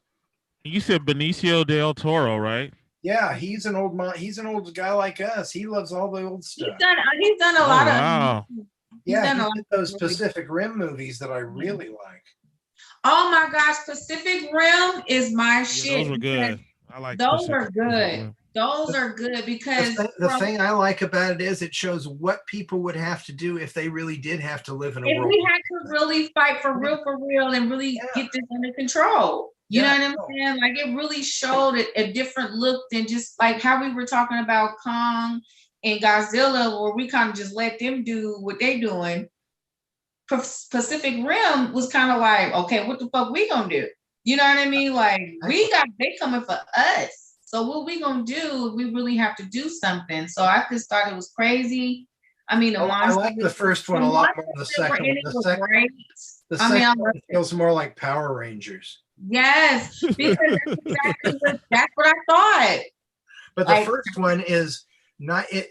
That one scene with the little girl is in the out. She's like having a flashback, and she's a little girl in the alleyway next to the dumpster. That's like something out of a fine art movie. It is it really gets to you. It does get to you. And if you've never seen that first one, you will be surprised that in amid of all the stupid monsters punching each other, there's a really good story. No, like you have to really just like look at it and read in between the lines. It's one of those movies you got to really just kind of look at it. You know what I mean? And really get what's going on. It's not just about big monsters and some other stuff. It's really actual stories. Everyone has a story. That's why it sticks in your mind. Yeah. I love that movie. I don't remember it for just the monsters either. It's crazy that you brought that up because that's not why the monsters and the robots to me aren't as interesting as the whole situation. No, right. The situation behind everything is like, wait, really? You know, like what? And the fact that there were people taking advantage of it too, like the guy that collected giant body lice and had them in his own, would like sell them to people, and they were like harvesting the monster's organs. There was even one scene where a whole building was like the skull, and it was like the monster was too big to move, so they just turned it into a building. Mm-hmm. I mean, that to me was brilliant. Yeah, it was. There's some good stuff. They really thought about it a long time to come up with all those interesting rationalizations for different things. A lot of details. It's a lot of attention to details. You know what I mean? Like, because there are people that are moviegoers that really look at little specific things like that, and they think about that. You know what I mean? Because that's what I look at to kind of put some movie together or a show together. So I'm like, they really was on it, you know. So what's that kaiju you're holding there? This is my cat, Logue. What's the kitten's name there? Oh, his name is Logue. He's named after the god of fire in Wagner's Ring Cycle. Oh, okay. Yes. I've got a cat here, a black cat named Stan Lee. Oh my God. Well, because we had a bunch of cats, and my son's name is Kirby, named after Jack Kirby, because he was a friend of mine, and probably the person that most influential person I've ever known. But I thought, well, let's have all pets who with names of people who worked with Jack Kirby. So we had a cat named Ditko, we had a cat named Simon after Joe Simon, and Stan Lee. Excuse me. And Stan Lee's the last man standing. He's an old man. He just turned 17. So that's 85. So, but he's still in pretty good shape.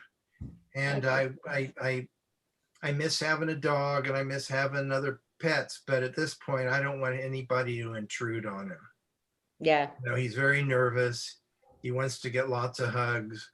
And I think he's more kind of just acting like me as an old man rather than being in bad shape. So I don't want to insult him by saying, hey, here's You your know, cats is mean. You gotta be nice. Be nice. Yeah, and you know, no matter how many times you have pets, you still cry. Oh yeah. That's the thing that keeps you human. You know you're okay if you feel that bad. Yeah, I be feeling bad all the time. Yeah. I stepped on my baby toe the other day and I still feel bad. I be like, she be beating me up all the time, but I stepped on her little toe. I'm like, cause she whined. I felt so bad. I was just like, she was limping. When I was a kid, and I was a fat kid too, I remember my parents telling me about one of their friends had a fat daughter who wasn't looking where she was going, and she stepped on the cat. And for a long time, I was scared to even get a cat because I'm very clumsy and I couldn't see my feet some of the time anyway. So I never wanted that to happen. I worry about that at comic conventions too. It's like everybody's just kind of looking around, and I'm looking at where I'm standing, and I don't want to step on a kid. Look, just me being in the game so long, comic conventions, you just can't have nothing with you. I just being there, being just part of the whole community it's hard. It's hard because no one else is looking where they're going. No one cares what they step on, what they're doing. You might end up stepping on something might you might mess up. No one cares, unfortunately. You know what I mean? And it's absolutely, I know what you mean. Yeah, no one's gonna say, "Oh my gosh, I'm so sorry." That's the problem that we're having. You know what I mean? With these at Comic-Con in San Diego, I was one of the kids that started it, but for the last, 30, 40 years, they have a table for me there. And since it moved into the big convention center, it's always in the right place. And when they gave it to me, I wasn't even this old, but I'm so glad now it's within a short walking distance of the men's bathrooms. And to me now, that's the number one thing is I need to get there without being blocked by a bunch of people. Not everyone's like that. Not everyone's like that, but you just do get those few at a con that just don't care. And it's unfortunate because it can mess up the whole day. Most of the time people would say, excuse me or something, but most people don't give a damn. No, it's funny.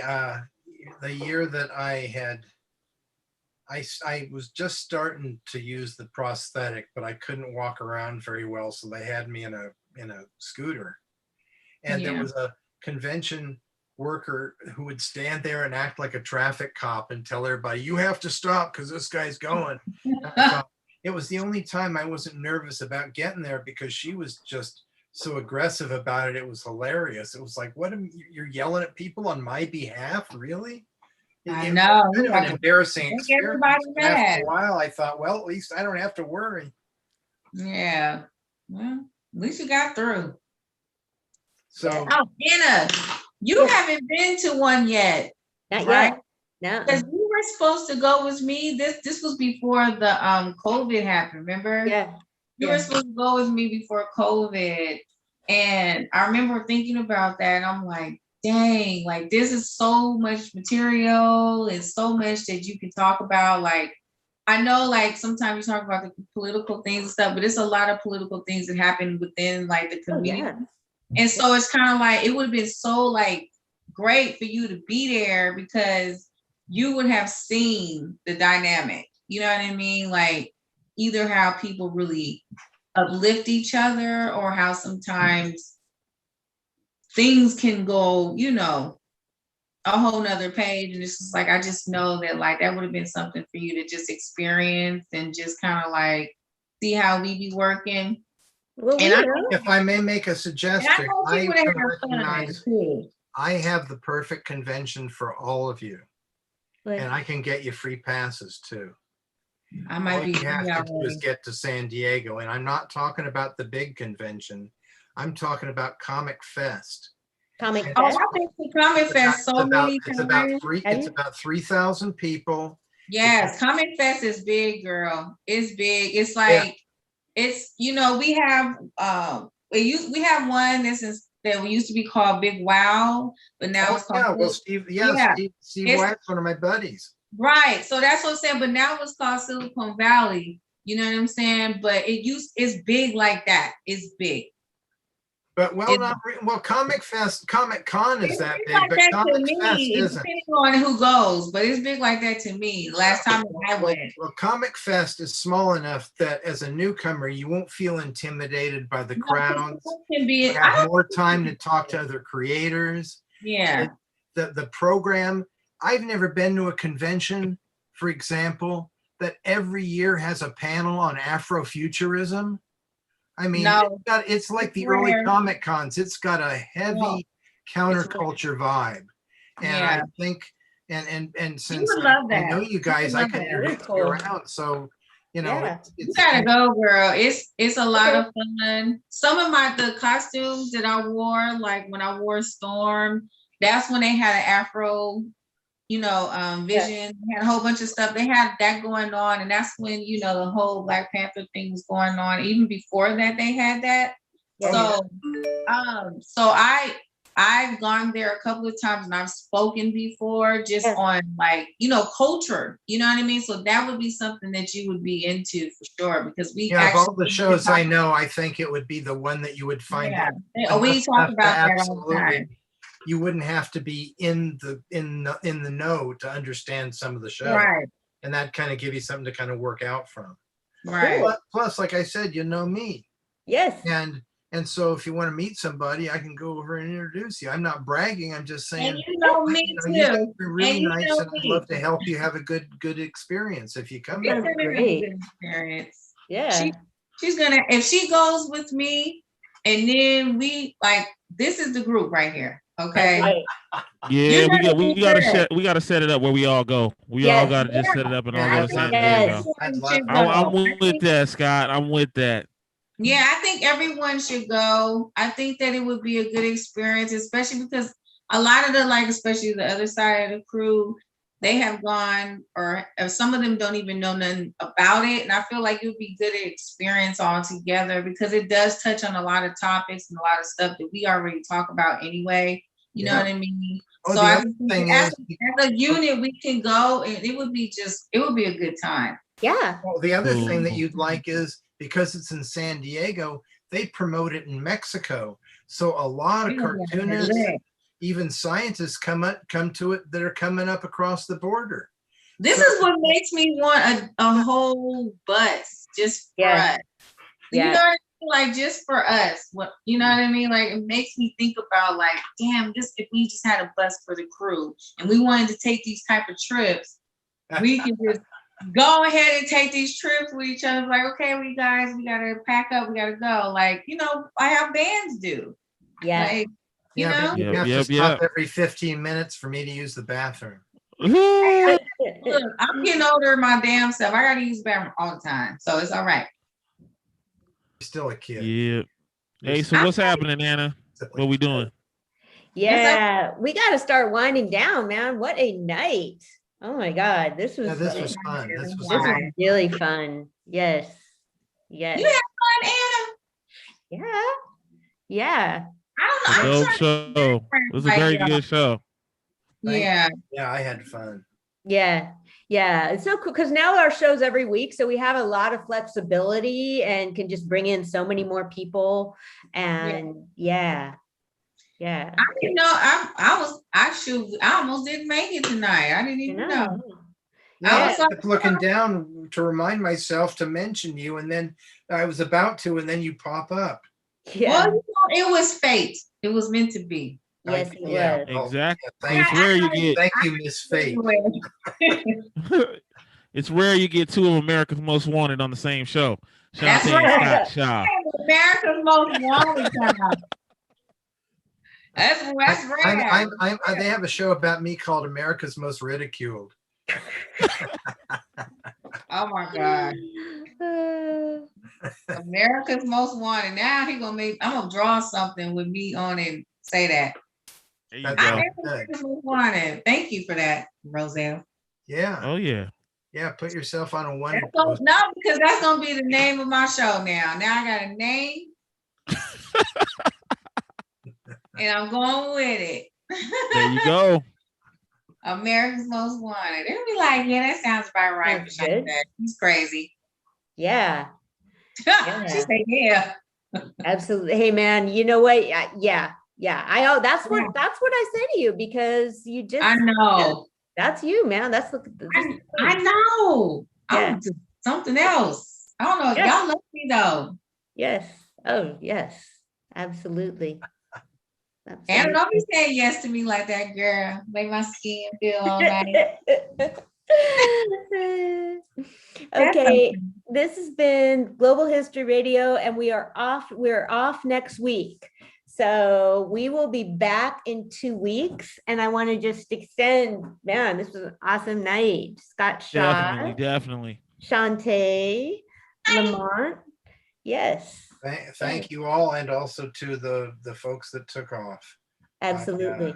Right. I had a great time, and it's always nice that how creativity and an interest in thinking can get people that never knew each other being this chummy with each other so fast. Right. It's really a good experience. Thank you. It feels good. Yes. Yes. I love when everybody can get along. Yes. Yeah. Well, I lost my internal editor a long time ago. So. You mean you had one? Right. What? Okay. Good night, everybody. All right. Good night. Thank you next again. time. Okay. See y'all